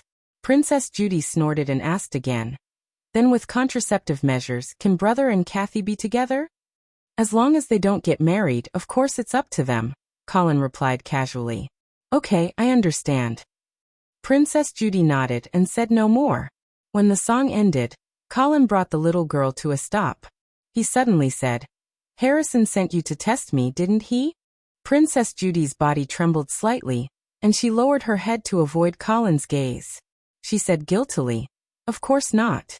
Colin smiled faintly and didn't pester the little girl. He let go of her and let her run away. Just as Colin was about to talk to Prince Harrison, Queen Aisha suddenly walked over. Colin grabbed Aisha's hand and was about to explain, but Aisha had already handed him a letter. She lowered her voice and said, "Don't worry. I just received the letter from Austere City." Colin hurriedly took the letter and opened it. Then his expression changed instantly. Seeing this, Aisha asked softly, "What's wrong?" Colin handed the letter over. Aisha took it and found that there was only a simple sentence on it. "There are changes in the western region. Return quickly." And there was no signature or emblem. As if seeing Aisha's doubts, Colin explained softly, "This is Archbishop Ajani's handwriting." Aisha nodded and asked, "What's going on in the western region? Is there a problem with the Orc expedition army?" "I'm afraid so." Colin's heart was a little heavy. When he was in Imperial Dragon City, he knew that the western region had sent an expedition army to the Orc territory. But at that time, whether it was the royal family or the prime minister, they were full of confidence in this expedition, and didn't even send an army to support. But unexpectedly something happened. The orcs on the west side of the Broken Sky Mountains were definitely a great threat to the Radiant Empire, especially when they completed the unification, and successfully formed the Orc Empire. Although Vera and Marquis Garcia hadn't sent a letter yet, Colin knew that Ajani wouldn't joke about this kind of thing. Moreover, The church's speed of obtaining information was definitely faster than the Lord's. So, Colin knew that he couldn't stay in Silvery Moon City for long. Queen Aisha also thought of this and asked, "The plan against the eastern region. Is that it?" Colin pondered for a moment and gritted his teeth. "No. We've been preparing for this for so long. How can we give up at the last minute? What's more, I've said long ago that we must settle this account with the House of St. Prospero." Aisha frowned and advised, "But if the orcs are really about to invade, I'm afraid the timing isn't too good." "It doesn't matter, let's end this quickly." Colin immediately made up his mind. Moreover, the orc invasion is an excellent reason to confuse the eastern region. But before, we pretended to be leisurely to lure the eastern region. If we suddenly show urgency now, the eastern region will definitely realize that there's a problem. Colin pondered for a moment. Suddenly, he saw Prince Harrison holding Kathy's hand as they walked onto the dance floor. He smiled and said, "I have an idea."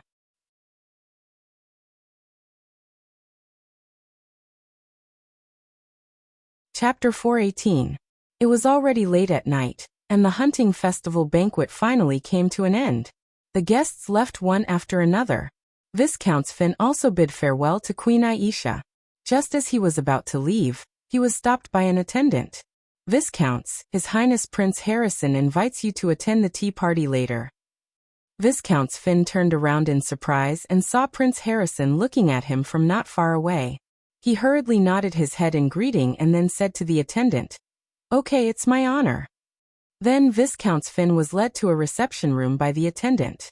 The interior of the hall was luxuriously decorated with a distinctive style. There were 3 crystal candlesticks hanging from the ceiling.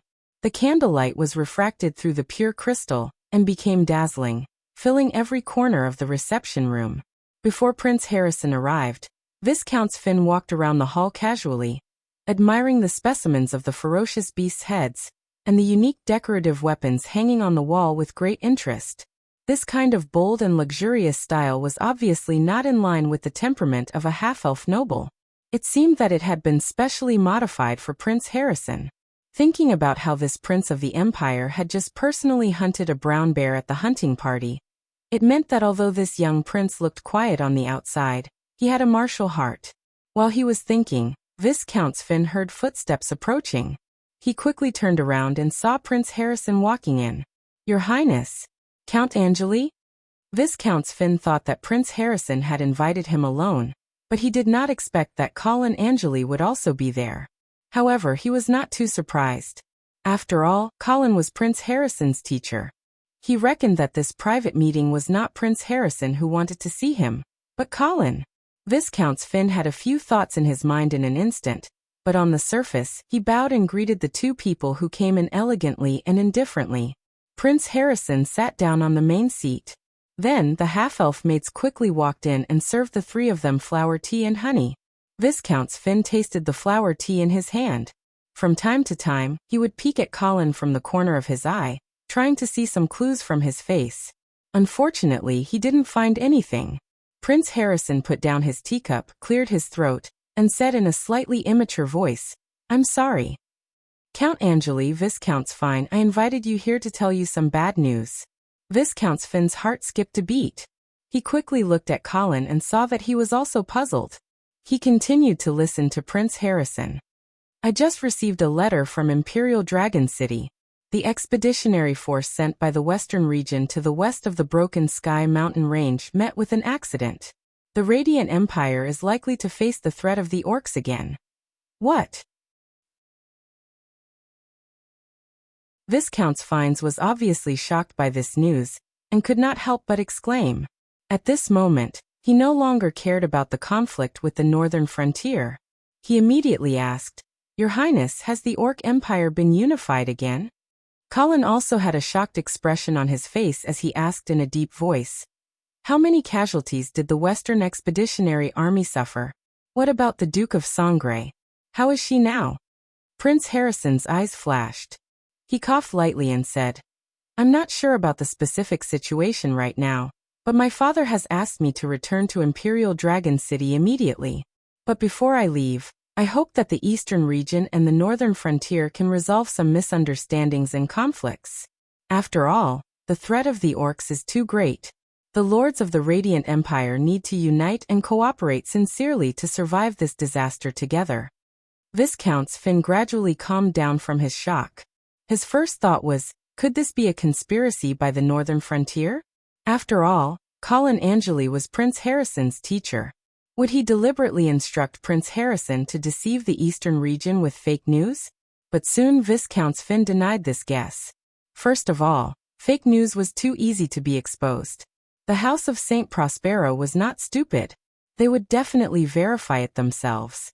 Secondly, according to the Earl of Avon's previous inference, Colin Angeli's strategy at this time should be to stall for time and wait for the support of the Northern Frontier Army to arrive at Silvermoon City.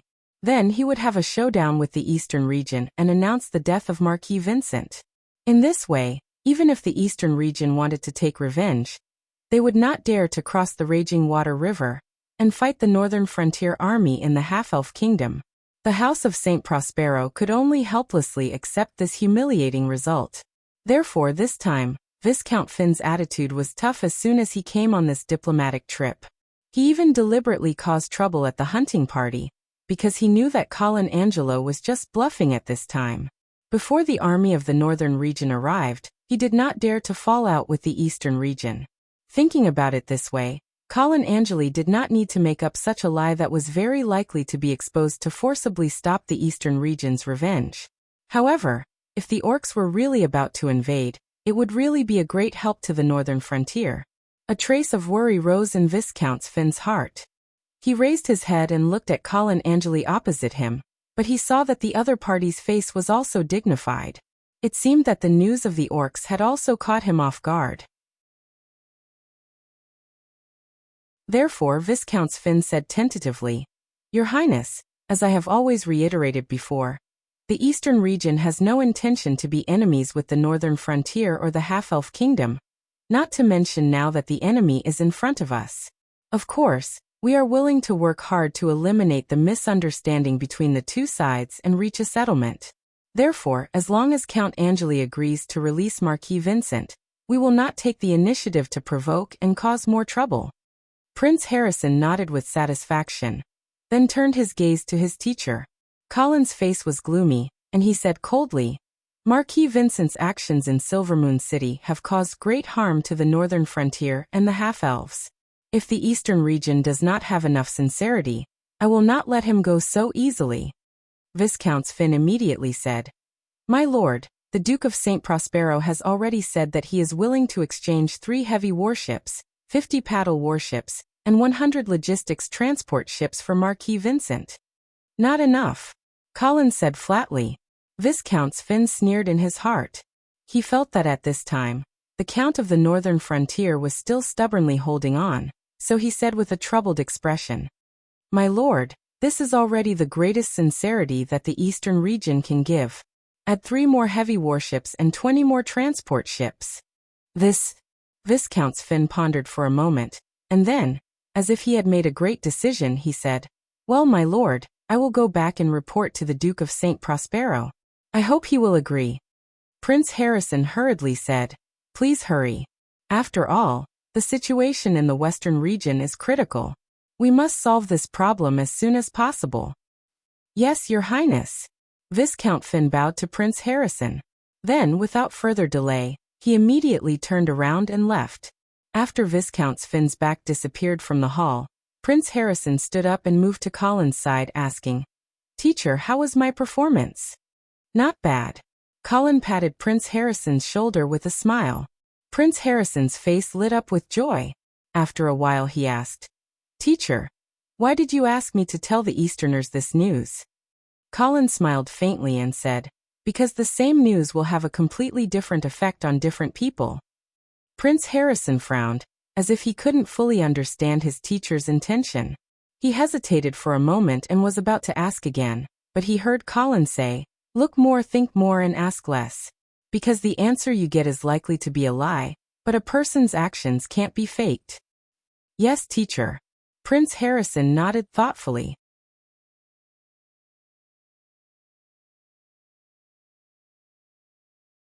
Chapter 419. Alfalfa City.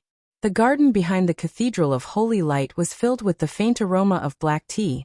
The Earl of Avon looked at the slightly bleak yet undefeated late autumn scenery in the garden and said, "Look, there must be hundreds of flowers blooming here in the summer, but they disappear in the blink of an eye. No matter how beautiful the flowers are, they will only last for a summer. What's the difference between people?" He put down the teacup in his hand and sighed. It was unknown whether he was lamenting the withering of the flowers or the impermanence of life. Orlando, who had just taken over as the president of the Alfalfa Brotherhood, sat respectfully to the side. His brain was working so fast that it almost turned into a whirlpool. He carefully considered every word and sentence of the Earl of Avon, hoping to make the most appropriate response. The Earl of Avon continued, "Sometimes I admire the gardeners. They always manage this place beautifully according to the different seasons, so that this garden presents a completely different beauty in different seasons." Orlando understood tacitly, and immediately said in the most sincere tone, "My lord, I am willing to be the most humble gardener under your command, and create the most beautiful scenery for you." In the face of Orlando's display of loyalty, the Earl of Avon chuckled and glanced at him. He nodded noncommittally and said, "I know of your talent. It would be a waste of your talent to only be a gardener. Moreover, I don't want the beautiful scenery to be limited to this garden." Orlando blinked and asked tentatively, "My lord, you mean the whole Alfalfa City?" "Yes." The Earl of Avon nodded, and then strolled into the depths of the garden. Orlando hurriedly followed. "I've circled around Alfalfa City a few times, and found that many places are already in ruins. The residents here are also destitute and dejected. Moreover, there are cases of swindling, murder, and robbery everywhere. This makes my heart ache. Although this city does not belong to the Eastern region, but after all, there are a large number of Eastern region people living here. I hope that they can live a decent life, and I also hope that this city will no longer be a rotten sore on this land." The Earl of Avon said it so clearly that Orlando certainly understood. But what he didn't understand was why the Eastern region suddenly wanted to regulate Alfalfa City. Even if there were many people from the Eastern region living here, Alfalfa City was still the territory of the half-elf kingdom. Unless Orlando's heart quivered, and he immediately reacted. Could it be that the Eastern region already had the confidence to occupy Alfalfa City? He knew that Count Angeli was trying to get Marquis Vincent back, but he was not Count Angeli's henchman, so he did not know the details of the plan. However, there was no time for Orlando to think about it. He hurriedly said respectfully, "Count, please rest assured that I will gather the leaders of the Brotherhood as soon as possible and come up with a governing plan for your review. Under your guidance, we will do our best to revitalize this city." The Earl of Avon nodded with satisfaction and waved his hand, indicating that Orlando could leave. Orlando understood, so he bowed and left. The Earl of Avon stood alone in front of an osmanthus tree, smelling the strong fragrance of the flowers. Suddenly, he heard footsteps behind him again. When he turned around, he saw Viscount Finn walking over in a hurry. The Earl of Avon raised his eyebrows and asked doubtfully, "Why are you back so soon?" Viscount Finn said with a solemn face, "Count, something has happened in the western region. The orcs are likely to invade." The Earl of Avon was obviously shocked by the news. He was stunned for a moment, then asked, "Where did you get the news?" "Prince Harrison said it himself, and he also hopes that we can solve the dispute with the northern frontier as soon as possible and unite against the outside world." The Earl of Avon thought for a moment and asked again, "What is Colin Angelo's attitude on your trip to Silvermoon City this time?" "When I first arrived, it was just in time for the hunting festival tournament. I followed your arrangements and sent Knight Omar to cause trouble. But the northern frontier actually pushed out Insfar Lut." "The former Duke of Lut of the Half-Elven Kingdom?" "Yes. He actually didn't die, and he's still working for Colin Angelo. Therefore, I couldn't use this matter to test whether Colin dared to fall out with the Eastern region. However, at the banquet after the festival, I took the initiative to discuss the conditions of redemption with Colin. The other party obviously avoided the topic, and the intention of evading and delaying was obvious." The Earl of Avon nodded and said, "It should be. Colin is feeling guilty now." Then the threat of the orcs this time shouldn't be a conspiracy of the northern frontier, right? It shouldn't be. The Earl of Avon shook his head. This kind of lie is too easy to expose. However, I will also send a letter to my mother to verify it, just in case. In addition, I just received news this morning that the Golden Lion Legion of the northern frontier suddenly stopped advancing at the border of the half-elven kingdom. I was wondering what the hell they were doing, but now it seems that they must have received news from the western region. Viscount Finn was a little doubtful. We haven't reached a redemption agreement with Silvermoon City yet. How would the Golden Lion Legion dare to stop advancing? It should be Marquis Garcia's order. Marquis Garcia? Yes. The Earl of Avon said confidently. If you carefully understand Marquis Garcia's past, you will understand that he is a staunch externalist who opposes all forms of human civil war. It is precisely because of this that the relationship between the two brothers was tense when the previous Duke of St. Hilda was alive. Marquis Garcia vigorously developed the cavalry and constantly intensified the conflict with the trolls.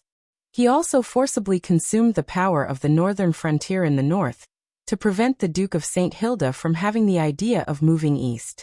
Therefore, when the threat of the orcs appeared this time, Marquis Garcia would definitely stop Colin Angelo from mobilizing the Golden Lion Legion to move east at the first opportunity. He might even ask him to immediately lead the Blood Cavalry back to the northern frontier. Viscount Finn's face lit up and he smiled. In that case, the matter of the orcs is a once-in-a-lifetime opportunity for us. That's right. Earl of Avon also became excited and hurriedly asked, have you reached an agreement with Colin Angelo after that? Not yet. Colin Angelo opened his mouth wide and added 3 more heavy warships on the basis of our bottom line. Do you think he is still trying to delay? Agree to him. Earl of Avon ordered without hesitation. No matter what he is thinking, we can't miss this opportunity. Viscount Finn hesitated and said, then the Duke of St. Prospero. I will talk to my father. You will rush back to Silvermoon City immediately and represent the House of St. Prospero to sign a redemption agreement with Colin Angelo. Be fast. We must hurry and completely eliminate the threat of Colin Angelo before Emperor Reinhardt issues the war order. Yes, Earl.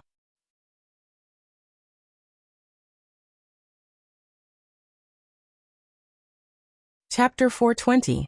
The first rays of the morning sun dyed the horizon with a faint red glow. Within the red glow, several white clouds gently floated past. Tens of thousands of rays of light shone on the calm Nushui River, emitting a faint halo. Everything seemed so tranquil and peaceful. However, the calm was only on the surface. Under the surface, there were countless undercurrents surging. Suddenly, an undercurrent broke through the calm surface of the water, immediately causing a burst of turbulent waves. Whirlpools spread out in the waves and finally disappeared on the surface. Facing the rays of sunlight, a huge fleet appeared on the Nushui River. Their sails were bulging, and under the impact of the undercurrent, the bows of the ships stirred up bursts of snow-white waves. On the flag that fluttered in the wind, there was a picture of a pure white Pegasus spreading its wings. Obviously, this was the Navy fleet of the Eastern House of St. Prospero. Although the weakness of the Eastern Army was well known in the Empire of Radiance, no one dared to underestimate the Navy fleet of the Eastern Army. This huge fleet consisted of 15 heavy warships, 180 paddle sail warships, 50 light dhow sailboats, and 300 logistics transport ships. It was definitely the most terrifying naval force of the Empire of Radiance. It was also because of this almost invincible fleet and the natural mode of the Nushui River that the Eastern Army had not been invaded for hundreds of years. Even the powerful northern frontier, which had pressed the giant demon empire to the ground, could not cross the Nushui River under the threat of this fleet. At this moment, the flagship, White Dew, was sailing at the forefront of the fleet. This legendary heavy warship named after the House of St. Prospero was the pride of the Eastern Army. It was also a miracle in the era of wooden warships with sails. This water giant was 80 meters long, 20 meters wide, with a 66-meter keel and a full displacement of 3,000 tons. The ship had 3 floors, and each floor was built with a protective wall that could allow thousands of archers to shoot at the same time. There were 8 huge battering poles on both sides of the ship, and a ferocious bow ram was installed at the bow. In the era of cold weapons, the White Dew could definitely be called an invincible warship that would never sink. At this time, in the captain's room of the White Dew, almost all the senior officers of the Pegasus Navy fleet were present. The supreme commander of the fleet, Earl Hall, swept his dignified gaze across everyone's faces. Then, he coughed lightly and said loudly, "Everyone, I'm sure you all know the reason why we're heading north this time." That's right, it was to go to Silvermoon City and redeem Marquis Vincent. And the price of redemption. At this point, the corners of Earl Hall's mouth twitched a few times as though he couldn't hide the humiliation and anger in his heart. Thankfully, he quickly calmed down and continued. Let the Earl of Avon explain the price of redemption in person. Earl of Avon, who was standing behind Earl Hall, smiled and took a step forward. He first nodded at the fleet's officers before opening a goatskin scroll in his hand and reading from it. Ladies and gentlemen, according to the agreement between the Duke of St. Prospero and Count Angeli, we will use 6 heavy warships, 50 paddle warships, and 120 transport ships to ransom Marquis Vincent. Hearing this, even the Navy officers who had always been disciplined couldn't help but whisper to each other. Clearly, such a price was difficult for everyone to accept. They all cast their gazes at Earl Hall, but the supreme commander of the fleet lowered his head and remained silent. However, Earl Hall's tightly clenched fists still showed that his heart wasn't as calm as he appeared on the surface. Earl of Avon slowly swept his calm, but firm gaze across the faces of the officers. Only when the scene quieted down again did he continue reading. According to the request of the Duke of St. Prospero, the following warships will be handed over to the northern frontier: Braveheart, Victory, Raging Waves, Giant Wave, Windchime, White Dew. These 6 heavy warships will. Earl of Avon. Upon hearing this, Earl Hall finally couldn't help but exclaim. He took a step forward and stood in front of the Earl of Avon. His heavy breathing almost hit the young Duke's second son's face. Earl of Avon looked expressionlessly at Earl Hall, who was like an enraged bull, and asked indifferently, "Earl Hall, do you have any questions?" Earl of Avon, it's not that I can't bear to part with a few warships. In fact, everyone knows that I want to see Marquis Vincent return safely to the eastern region, more than anyone else. My daughter looks forward to her husband day and night, and my grandson can't leave his father. But what I want to know is, why are the warships chosen from the Hall family? The Hall family's warships. Earl of Avon sneered and asked without backing down. Earl Hall, when did the Pegasus Navy become the Hall family's private army? Of course, the Pegasus Navy isn't the Hall family's private army, but you can't deny the Hall family's contribution to this fleet. Most of our family's income is used to maintain the fleet. The best members of the Hall family, the strongest citizens, all serve in this fleet. Earl of Avon, to say something disrespectful, without the Hall family, the Pegasus Navy's combat power will be reduced by at least half. Earl Hall had already thrown caution to the wind. Earl Evans' actions had already exceeded the bottom line he could bear. If he really handed over these 6 heavy battleships, the Hall family's military strength would be completely finished. Earl of Avon snorted and said unyieldingly, Earl Hall, I admit the Hall family's contribution to the Pegasus Navy, but ask yourself honestly, when has the House of St. Prospero ever let you do anything for nothing? Have you forgotten that your ancestors were just lowly commoners and rich merchants? Who raised your family's title step by step to that of an earl? Who made you one of the top families in the Eastern region? You even let your daughter marry the heir of the Duke of the Eastern region? The House of St. Prospero has never mistreated the Hall family. Now that we need you, Earl Hall. Are you beginning to forget your oath and the grace of the House of St. Prospero? The Hall family has never forgotten our oath. And we will never betray the House of St. Prospero, Earl Hall said loudly and forcefully, but then he changed the topic and said in a deep voice, but we are also unwilling to be deliberately targeted. Earl of Avon unfolded the parchment in his hand, and let Earl Hall see the words on it, and the signature of the Duke of St. Prospero. Look carefully, Earl Hall. This is the order of the Duke of St. Prospero. Are you prepared to disobey it? Earl Hall stared intently at the parchment and didn't say a word. However, this silence was already a silent protest. Just as Earl of Avon was about to speak again, he suddenly saw a high-ranking officer take a few steps forward and stand behind Earl Hall. This seemed to be a signal. Right on the heels of that, one officer after another from the Hall family came behind Earl Hall. They also lowered their heads in silence, expressing their silent protest to Earl of Avon. The phrase "the Hall family owns half of the Pegasus Navy" was perfectly interpreted in this scene. However, it was only half. There was another half present. When the officers of the House of St. Prospero saw this, they all stood behind Earl of Avon. The two groups of people faced each other silently. Some of the hot-tempered officers even touched the swords at their waists with their right hands.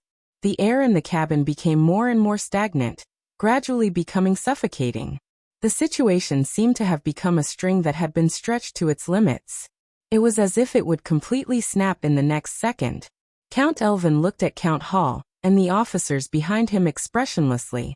His expression was still calm and composed, as if he didn't realize that a civil war was about to break out in the Pegasus Navy. He asked calmly, "What do you think?"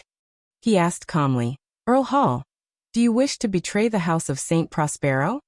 Earl Hall took a deep breath as though he was forcefully suppressing his anger and impulsiveness. He said in a deep voice, "Earl of Avon, I wish to speak to you alone." "Sure."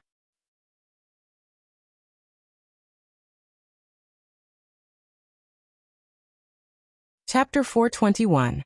With the departure of the officers, only Earl Hall and Earl of Avon were left in the cabin. The Earl of Avon rolled up the parchment in his hand and casually placed it on the table. Then he picked up a cup of cold coffee and drank it. Earl Hall stood quietly by the side. The flush of anger on his face had subsided, and he seemed to have finally calmed down. However, the determination and resistance in his eyes didn't diminish at all. The Earl of Avon put down his coffee cup and turned to look into Earl Hall's eyes.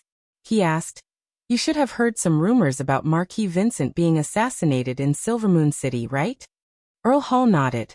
He seemed to realize something as his face suddenly turned extremely pale. Seeing this, the Earl of Avon knew that the other party had guessed it, so he didn't hide it anymore. He sighed and said, "Yes, although the people of the northern frontier have sealed off the news, we still confirmed an unfortunate fact. My dear brother, Marquis Vincent, has died in Silvermoon City." "Impossible." Earl Hall roared and suddenly became irritable again. His bloodshot eyes stared at the Earl of Avon in front of him, as if he wanted to strangle him to death with his gaze. Count Elvin didn't seem to be worried about his own safety at all. His expression was calm and even a little sad as he even said with a hint of sadness, "I also hope that this is fake news, but this is the truth." Colin Angelo was worried that this news would attract revenge from the eastern region, so he sealed the news and deliberately put forward harsh conditions for redemption. He wanted to stall for time and wait for the northern frontier's reinforcements. Unfortunately, news of the orcs suddenly came from the western region. The reinforcements from the northern frontier probably won't be able to reach Silvermoon City. So, Earl Hall, this is also an opportunity for us, a once-in-a-lifetime opportunity for revenge. Revenge? Earl Hall sneered and said disdainfully, "I think this is a chance for you to completely eliminate the Hall family, right? Eliminate the forces supporting Marquis Vincent, and completely control the Pegasus Navy at the same time. Haha, it's killing two birds with one stone." The Earl of Avon shook his head slowly and said, "Purge? No, almost all the nobles of the eastern region were once my brother's supporters. Do you want me to massacre the eastern region? Earl Hall, in my opinion, this is a chance for your family to prove themselves again." Seeing that Earl of Avon still didn't believe him, Earl of Avon continued, "Father should have already made an official announcement, but you haven't received the news yet. My engagement with Prince Leahy's daughter, Salia, has been annulled, and I've been engaged to Count Bruggen's daughter, Grace." Hall's pupils constricted. Before he could say a word, he heard the Earl of Avon continue, "This is the sincerity of the Bruggen family, and also my attitude. I don't want to purge my brother's former supporters, but to accept them. But just like the Bruggans, I had to see the sincerity of these supporters to switch sides. Especially you, Lord Hall. I know that your daughter married my brother and bore him a child. Don't worry, I won't make life difficult for a child, and I won't treat the Hall family as an enemy because of this. But there's a prerequisite for this. The Hall family has to prove their loyalty. Earl Hall smiled bitterly and asked, "So we can only prove our loyalty through self-destruction?" "How can it be self-destruction?" the Earl of Avon said in surprise. "It's just a few warships. As long as the Hall family members are still around, the title is still there, and the territory is still there. It's only a matter of time before they rise again. Moreover, I can solemnly promise you that as long as you complete the mission I give you in the next redemption operation, the position of commander of the Pegasus Navy will still be yours." "What mission?" "The Crystal River has a tributary that leads directly to the half-elven palace in Silvermoon City, but there are 3 sluices in the middle." Earl Hall's expression changed, and he immediately continued, "You want me to use the warships delivered to the northern frontier this time to destroy these 3 sluices?" "Yes."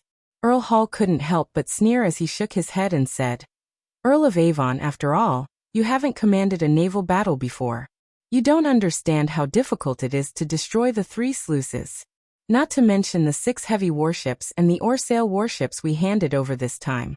Even if we were to mobilize the entire Pegasus Navy, we probably wouldn't be able to destroy the 3 sluices."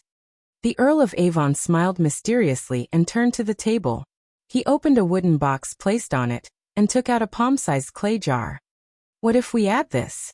Earl Hall walked forward in puzzlement, but when he saw the viscous liquid that suffused a green glow in the clay jar, his expression changed drastically as he growled, "That's right." He roared, "Wildfire." "Yes." The Earl of Avon nodded. The faint green glow from the clay jar illuminated his handsome face, making him look somewhat ferocious. "This time, Father has spent a huge price to buy 3,000 jars of wildfire from Yevil. They will help you destroy all the defenses of the half-elves on the Crystal River." 3,000 jars. Earl Hall's voice changed. "These things will destroy my fleet as well." "Yes, this was your plan to begin with. The Hall family's warships have long been a pile of ashes in your eyes, right?" The Earl of Avon seemed to be somewhat impatient as he said coldly, "Earl Hall, you don't really plan on handing those warships over to the northern frontier in perfect condition, do you? Their fate is already sealed. I just want them to bring enough enemies to hell with them before they are destroyed." Earl Hall fell silent. After a while he said softly, "Is this the price the Hall family has to pay?" "Yes. As long as we complete this mission, I can guarantee that the Hall family will still have a place in the eastern region in the future." Earl Hall fell silent again. He had a rough understanding of the Duke of St. Prospero's plan. Under the guise of redeeming Marquis Vincent, he would send a batch of Eastern Region warships along the Crystal River to Silvermoon City. The reason why the northern frontier had sealed off the news of Marquis Vincent's death was probably because they wanted to wait for the Eastern Region's warships to arrive before forcefully detaining them and handing over a corpse to the Eastern Region. However, since the Duke of St. Prospero had already confirmed the news of Marquis Vincent's death, he wanted to beat them at their own game. He secretly filled the warships with wildfire, and then used a method of mutual destruction to forcefully break through Silvermoon City's naval defenses. This way, the following naval fleets could drive straight into the half-elven palace. However, Earl Hall was also very clear that the mission given to the Hall family by the Duke of St. Prospero was a suicide attack with a slim chance of survival. After this battle, even if the Eastern Region successfully captured Silvermoon City, the military power that the Hall family relied on the most would be destroyed. Even Earl Hall himself would most likely die in Silvermoon City. If possible, Earl Hall would definitely not accept this mission. Unfortunately, Marquis Vincent was already dead. The Hall family's greatest backer had fallen. Looking at the arrangements made by the Duke of St. Prospero, it was obvious that he was paving the way for his second son, the Earl of Avon. If the Hall family disobeyed this order, they would definitely not be able to escape the House of St. Prospero's reckoning. Thinking of his clansmen who were still in White Dew City, Earl Hall let out a long sigh. He finally took the jar of wildfire from the Earl of Avon and said in a deep voice, "All right. All right, the Hall clan will obey your orders."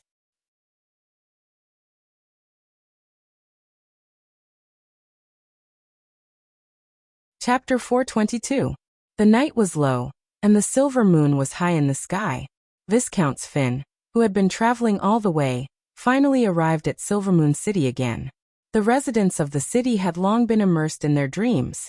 The streets paved with bluestones were empty. Other than the night squad patrolling back and forth, there was no one else to be seen. Go to Half-Elven Palace, Viscount Finn instructed the coachman in a tired voice. The coachman said with some embarrassment, "Sir, it's already so late. I'm afraid it's rude to go to the palace." Viscount Finn lifted the curtain and asked coldly, "Are you questioning my orders?" No. The coachman was so scared that he shrank his head and hurriedly drove the carriage in the direction of Half-Elven Palace. Not long after, the carriage arrived in front of the palace gate. This was Viscount Finn's third visit to Silvermoon City, so the guards at the palace gate naturally recognized him. After careful inspection, they opened the palace gate and let the carriage into the palace. "May I ask if Earl Angeli is resting? If not, I would like to pay my respects to him." "Wait a moment, I'll help you ask." "Okay." After waiting for a while, the attendant returned with a piece of news that Viscount Finn did not want to hear. "I'm sorry, Earl Angeli has already fallen asleep. I'll take you to the guest room to rest first. I'll help you inform him tomorrow." "Okay." Viscount Finn had no choice but to follow the attendant to his residence. The reason why he was in such a hurry to see Colin was that he wanted to finalize the redemption plan for Marquis Vincent as soon as possible. This way, the Earl of Avon's plan could be implemented as soon as possible. Otherwise, once Emperor Reinhardt's war order reached the eastern region, they would never be able to use force against Silvermoon City again. Otherwise, they would become the public enemy of the nobles of the empire. Therefore, the eastern region was in a race against time. "Sir Viscounts, you can rest here tonight." "Okay." Viscount Finn sent the attendant away, threw his luggage on the coffee table, took off his coat, and lay on the bed. Although Viscount Finn was already exhausted on the way to Silvermoon City, he was not sleepy at all at this moment. After tossing and turning several times, he still couldn't fall asleep. He simply got up and walked to the window, staring at the shadowy courtyard, lost in thought. The pale, cold moonlight enveloped the Half-Elven Palace. As the night wind blew, the shadows in the flowers swayed incessantly, like ghosts baring their fangs and brandishing their claws. For some reason, Viscount Finn felt a little uneasy. As a trusted aide of the Earl of Avon, he certainly knew the contents of the Eastern region's revenge plan. In his opinion, the plan made by the Earl of Avon was perfect, and it would definitely surprise the half-elves and Count Angeli. However, at this moment, fiendish Viscount suddenly felt that he seemed to have overlooked some important information. With his hands on the beautifully carved window frame, and staring at the dark and quiet night, Viscount Finn felt as if he was in an uninhabited wilderness shrouded in fog. He could not see the direction he was going, but there were shadows closing in on him step by step. Anxiety and hesitation surged in his heart uncontrollably. Viscount Finn shook his head and told himself not to think too much. The Earl of Avon's plan would not go wrong. What he needed to do now was to see Colin Angeli as soon as possible and set a redemption plan. Then he could let the Eastern region's fleet enter the Crystal River smoothly and reach Silvermoon City. After closing the window, Viscount Finn returned to the bed and forced himself to close his eyes. However, as soon as he closed his eyes, the worry and anxiety that he had forcefully suppressed emerged again. After tossing and turning for a long time, he still could not fall asleep.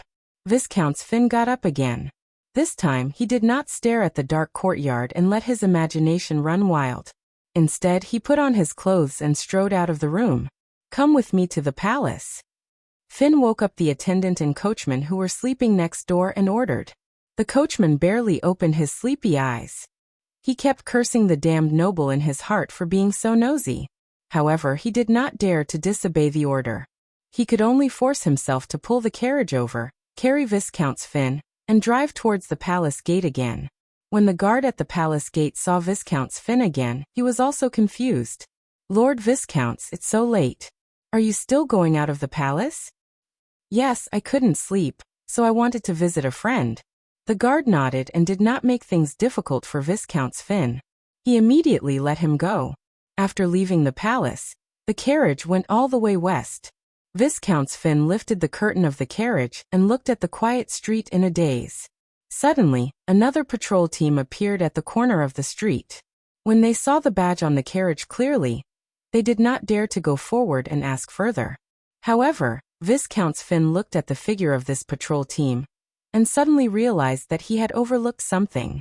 Blood cavalry. Where was the blood cavalry? Only then did he notice that from the moment he entered Silvermoon City this time, he had not seen the blood cavalry again. Whether it was the guards at the city gate, the patrol team on the streets, or the guards at the palace, they were all half-elven Silvermoon Guard. It seemed to be a matter of course that the Silvermoon Guard guarded Silvermoon City. However, Viscount Finn felt a wave of panic because of this. Why did he not see the blood cavalry? Speed up. Viscount Finn could not help but urge. Okay. The coachman hurriedly waved his whip. The carriage sped up all the way and soon arrived in front of a luxurious villa in the business district. Without waiting for the attendant to report, Viscount Finn jumped out of the carriage and strode inside. The guards of the villa obviously knew Viscount Finn and did not dare to stop him at all.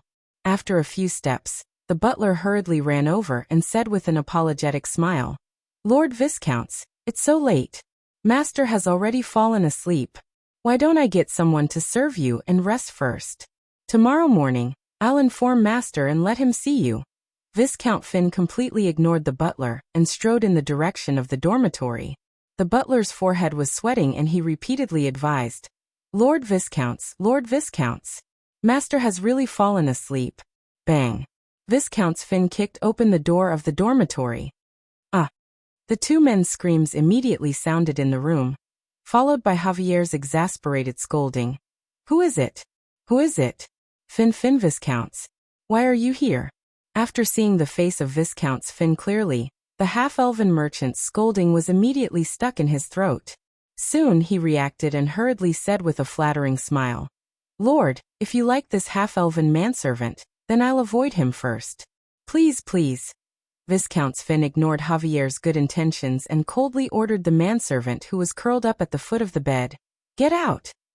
Yes. After the half-elven manservant left, Viscount Finn looked at Javier, who was shrinking his head and asked anxiously, "What about the blood cavalry? And what about Colin Angelo? Are they still in Silvermoon City?" Javier looked at the unfriendly Viscount Finn and stammered, They don't seem to be here." Viscount Finn grabbed Javier's collar and growled, "What do you mean by seem to be? Are they here or not?" "I really don't know. Viscounts, I only heard that late at night 5 days ago, the city gate was wide open. It seemed that a large number of cavalry troops left Silvermoon City, but I don't know if they were the blood cavalry. However, since then, I haven't seen the blood cavalry in the city." Viscount Finn felt a chill envelop his entire body. Then he was filled with anger and roared again. "Why didn't you send me a letter earlier for such important information?" Javier said aggrievedly, "Lord, I also wanted to send you a letter, but since then, Silvermoon City has been under martial law. The entire city is only allowed to enter and not to leave. Not to mention people, even a messenger pigeon can't fly out. How could I inform you?" Viscount Finn's face twitched a few times. In the end he threw Javier to the ground. Then he still felt that he had not vented his anger, so he kicked him a few more times. Javier howled exaggeratedly a few times, then shrank to the side and pretended to be invisible. Viscount Finn paced anxiously in the room. After a moment he suddenly stopped and asked again, "Where's the palace doctor? Where is he now? I want to see him." He. What happened to him? He's gone. Viscount Finn rushed over angrily. Just as he was about to beat Javier up again, he saw the butler rushing over and helping him out. "Lord Viscounts, a Silvermoon guard is outside and wants to see you."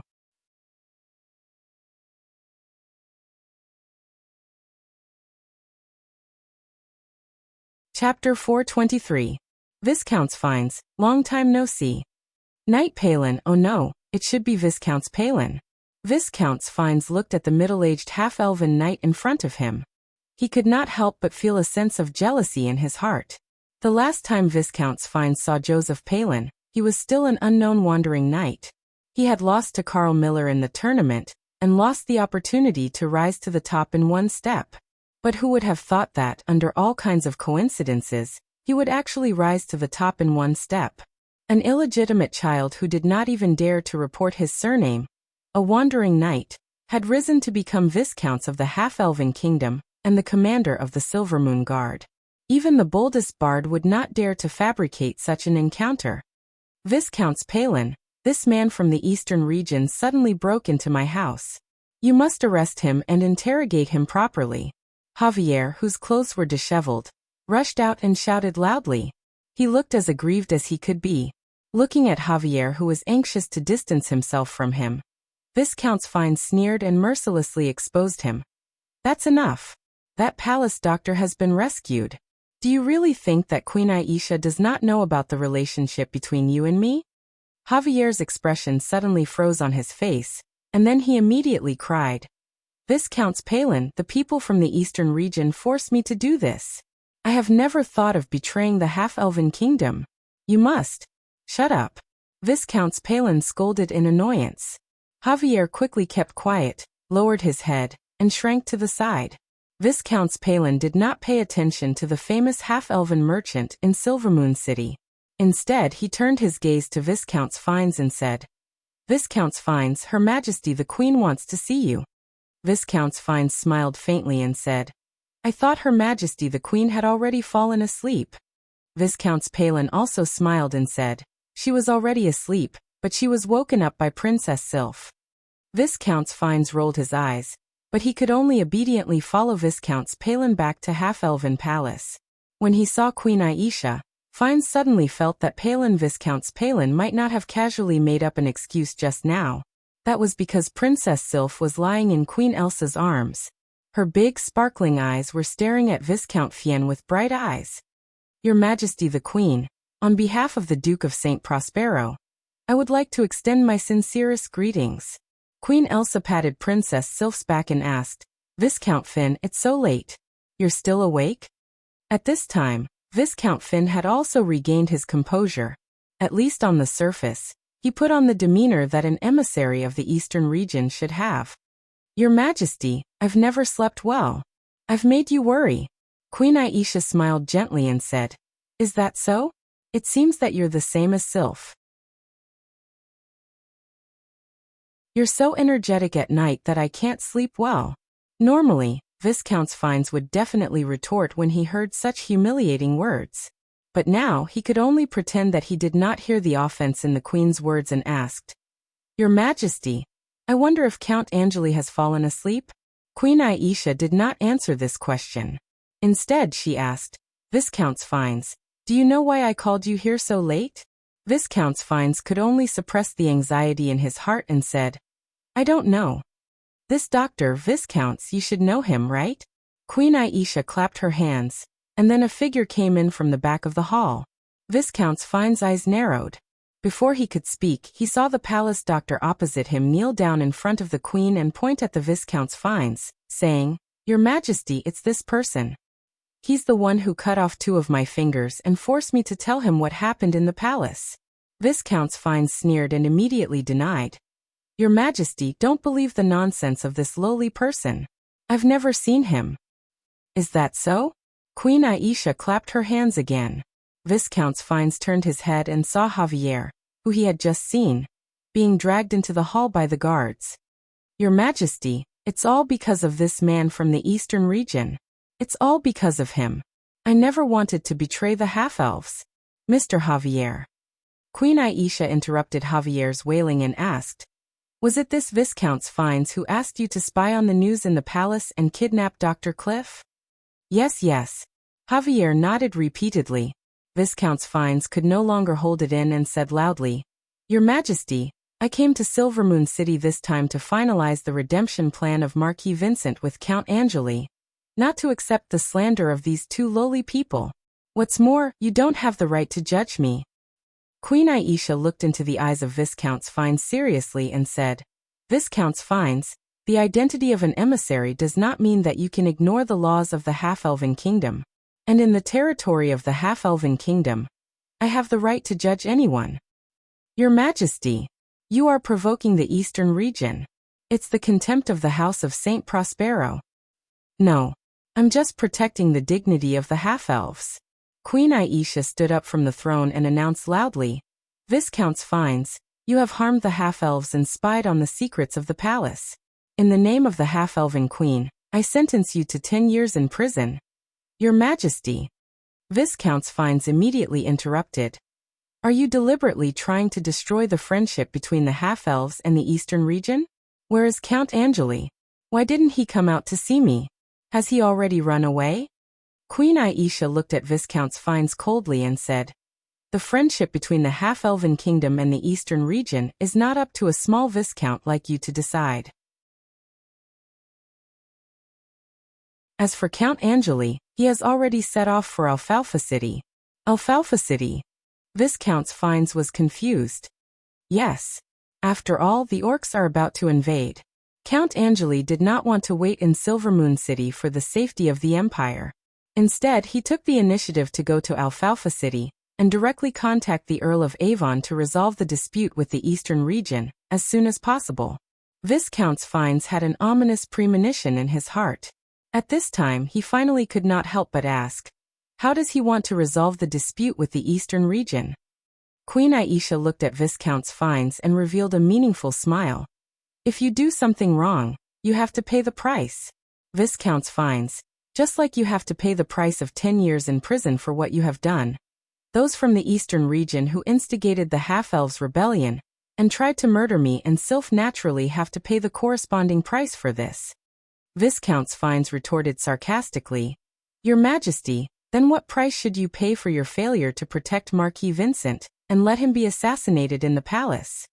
Marquis Vincent? Dead? Queen Aisha looked confused. Viscounts Fines, where did you hear the news?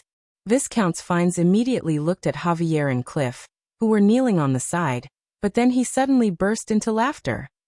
Ha ha ha. He laughed so exaggeratedly, so wantonly, as if he had seen the most ridiculous thing in the world. He laughed until he was out of breath, until tears and snot flowed out of his eyes, until he laughed crazily, until he was in despair. So, from the beginning to the end, this was a trap, set up for us. Is it? Colin Angelo, what a good trick. What a good trick. As if worried that Viscounts Fines would scare Princess Sylph, Queen Aisha looked at him in disgust. As she walked out with her daughter in her arms, she coldly said, Viscounts Fines, you should reflect on yourself in the half-elven prison. Viscounts Fines was still shouting. Aisha Miller, what are you trying to do? What are you trying to do? Queen Aisha said without turning her head. Of course, it's to make some people in the eastern region pay the price for what they have done.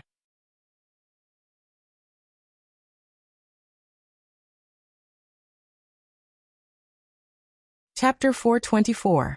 The port of Alfalfa City had been abandoned for many years, but after some simple repairs, it was reopened today. Facing the afterglow of the setting sun, the huge fleet of the Pegasus Navy slowly sailed into the shabby port. Orlando, the president of the Alfalfa Brotherhood, was standing respectfully at the dock with a group of subordinates, welcoming the Navy officers and soldiers who were getting off the ship to rest. The Ragewater River and the Crystal River intersected in Alfalfa City, so if the Pegasus Navy wanted to hand over their warships to Silvermoon City in exchange for Marquis Vincent, they had to pass through here. However, Alfalfa City was the territory of the half-elven kingdom after all. It was reasonable to say that the Pegasus Navy could not dock here without the consent of the half-elven kingdom. But at this time, the mayor of Alfalfa City looked at the densely packed warships in the port and did not dare to say anything. In fact, Ron Luke could not be blamed for not being dutiful because the half-elven kingdom did not have a naval force that could compete with the Pegasus Navy. Of course, they could only watch the people of the eastern region come and go as they pleased. Even the Crystal River, the mother river of the half-elves, was often visited by the Pegasus Navy's warships. If it were not for the sluice, the fleet of the eastern region could even directly enter the half-elven palace along the Crystal River. At this time, the Pegasus Navy only docked in Alfalfa City. In fact, they were already giving face to the northern frontier. After all, they still had to ransom Marquis Vincent, so they could not be too rude. More than 30,000 Navy officers and soldiers poured into Alfalfa City at once, immediately making it very lively. Fortunately, the Pegasus Navy had brought their own provisions. Otherwise, with the poor state of Alfalfa City, it was afraid that it would not be enough for these people to eat. Although Alfalfa City did not have to provide for food and drink, the other physiological needs of the Navy officers and soldiers were helped by the locals. Looking at the scene of wanton indulgence of the soldiers, the Earl of Avon did not restrain them. After all, a war was imminent. Letting the soldiers relax was also good for boosting morale. What's more, the city where they docked was on the east bank of the Ragewater River. In the subconscious mind of the people of the eastern region, this was an absolutely safe place. The fleet's commander, Earl Hall, naturally wouldn't restrain his subordinates. At this moment, he was immersed in a tragic and despairing mood, unable to extricate himself. This time, the warships that were selected to deliver to Silvermoon City would only carry the minimum number of crew members required for normal operations and navigation. After all, he didn't want to bury all of these Navy elites in Silvermoon City. Therefore, Earl Hall was in a dilemma over who to leave on the battleship. Earl Hall looked at the name list placed in front of him, and hesitated for a long time. However, he didn't choose a single person. Without a doubt, the people who stayed behind to carry out the mission in Silvermoon City would most likely die. Earl Hall felt that this was probably the most difficult decision he had ever made in his life. Dong dong. Come in. Earl Hall looked up and saw his adjutant, Knight Holmes, walk in and close the cabin door behind him. Your Excellency, aren't you going to have your meal? I'm not hungry yet. Earl Hall replied casually. Seeing that Knight Holmes was still standing at the same spot, he asked, Is there anything else? Knight Holmes hesitated for a moment, but he still gritted his teeth and said in a deep voice, Your Excellency, are we really going to follow the Earl of Avon's orders and hand over the family's battleship to the northern frontier? At this moment, the soldiers under Earl Hall still didn't know that they were heading to Silvermoon City not to hand over the battleship, but to blast open Silvermoon City's water defenses. Earl Hall understood that if he were to tell his subordinates the truth now, there would definitely be a large number of deserters or even mutiny. Only when they drove the battleship to Silvermoon City and had nowhere to retreat, could he use Marquis Vincent's death to agitate them or threaten them with the safety of their families to force them to carry out the mission that was no different from suicide. Only then could he carry out the mission assigned by the Earl of Avon and fight for the slim chance of survival for the Hall family. Therefore, when he saw that Knight Holmes was still reluctant to part with the family's battleship, Earl Hall suddenly felt pity and heartache. This is the Duke's order. We have to carry it out. Knight Holmes stiffened his neck and still looked unwilling. Your Excellency, the Duke of St. Prospero is obviously trying to weaken Marquis Vincent's support. If we allow them to hand over these battleships, it's hard to say who will inherit the position of the Duke of the Eastern region in the future. Hearing this, Earl Hall could no longer hide the sorrow in his eyes. He wanted to tell his adjutant that Marquis Vincent was already dead, and that the position of the Duke of the Eastern region was destined to belong to the Earl of Avon in the future. But when the words reached his mouth, Earl Hall didn't say it. Earl Hall's hesitation was obviously misunderstood by Knight Holmes, so this loyal knight of the Hall family took a few steps forward and lowered his voice. Your Excellency, we can secretly detain the Earl of Avon, and use the House of St. Prospero's battleship to redeem Marquis Vincent from Silvermoon City. Earl Hall shuddered and looked up into Knight Holmes' eyes. Knight Holmes looked back at him without fear and continued to persuade him. Your Excellency, you don't have to worry that this will bring disaster to the Hall family. As long as we get Marquis Vincent back, he will definitely support the Hall family. Moreover, as long as the House of St. Prospero's battleships are handed over to the northern frontier, the Pegasus Navy will be completely controlled by the Hall family. If the Duke of St. Prospero doesn't want the northern frontier to take advantage of the situation, not only will he not dare to blame you, but he will also have to appease you. And in this way, even if the Duke of St. Prospero wants to change his heir, he will have to consider the Hall family's attitude. As long as we successfully push Marquis Vincent to the position of the Duke, The family's position in the eastern region can even be improved. Earl Hall remained silent. Actually, he knew very well that Knight Holmes was right. But this plan had a prerequisite. Marquis Vincent had to be alive. Only then would the Hall family have a future. Otherwise, whatever the Hall family did to the Earl of Avon would not be punished for the time being, even if it was to resist the northern frontier. But in the future, when the Earl of Avon inherited the position of the Duke of the Eastern Region, no, there was no need for the Earl of Avon to inherit the position of the Duke. As long as the situation stabilized and the threat of the northern frontier was eliminated, the Hall family would definitely be dealt with. Knight Holmes looked at the silent Earl Hall and thought that he could not make up his mind, so he said again, "Your Excellency, I have secretly tested the attitudes of most of the Hall family's officers. They have all expressed that they will support you unconditionally. So as long as you give the order." "Enough." Earl Hall interrupted Knight Holmes. "The Hall family will not go against the orders of the Duke of St. Prospero. You can leave. I'll pretend that I never heard these words." "Your Excellency, get out." Knight Holmes's face was full of unwillingness, but he did not dare to disobey Earl Hall's orders. He could only leave indignantly. Earl Hall looked at Knight Holmes's back as the sorrow in his heart intensified. Looking down at the name list in front of him, Earl Hall could not bring himself to write. In fact, the Earl of Avon had already given a principle for choosing who to carry out the mission. Choose those who had families. Only those who had families would risk their lives in a desperate situation instead of running away. Earl Hall closed his eyes. When he opened them again, he finally became resolute again. He picked up the quill and began to draw on the name list. A moment later, the name list of the people who would carry out the mission was set. Earl Hall felt an endless wave of exhaustion. He staggered out of the cabin and came to the deck. He looked at the deep river alone in a daze. It was already dark. Other than a few soldiers on duty, the rest of the people on the battleship had already come ashore to rest and relax. The lights and noise on the shore were a stark contrast to the coldness on the battleship.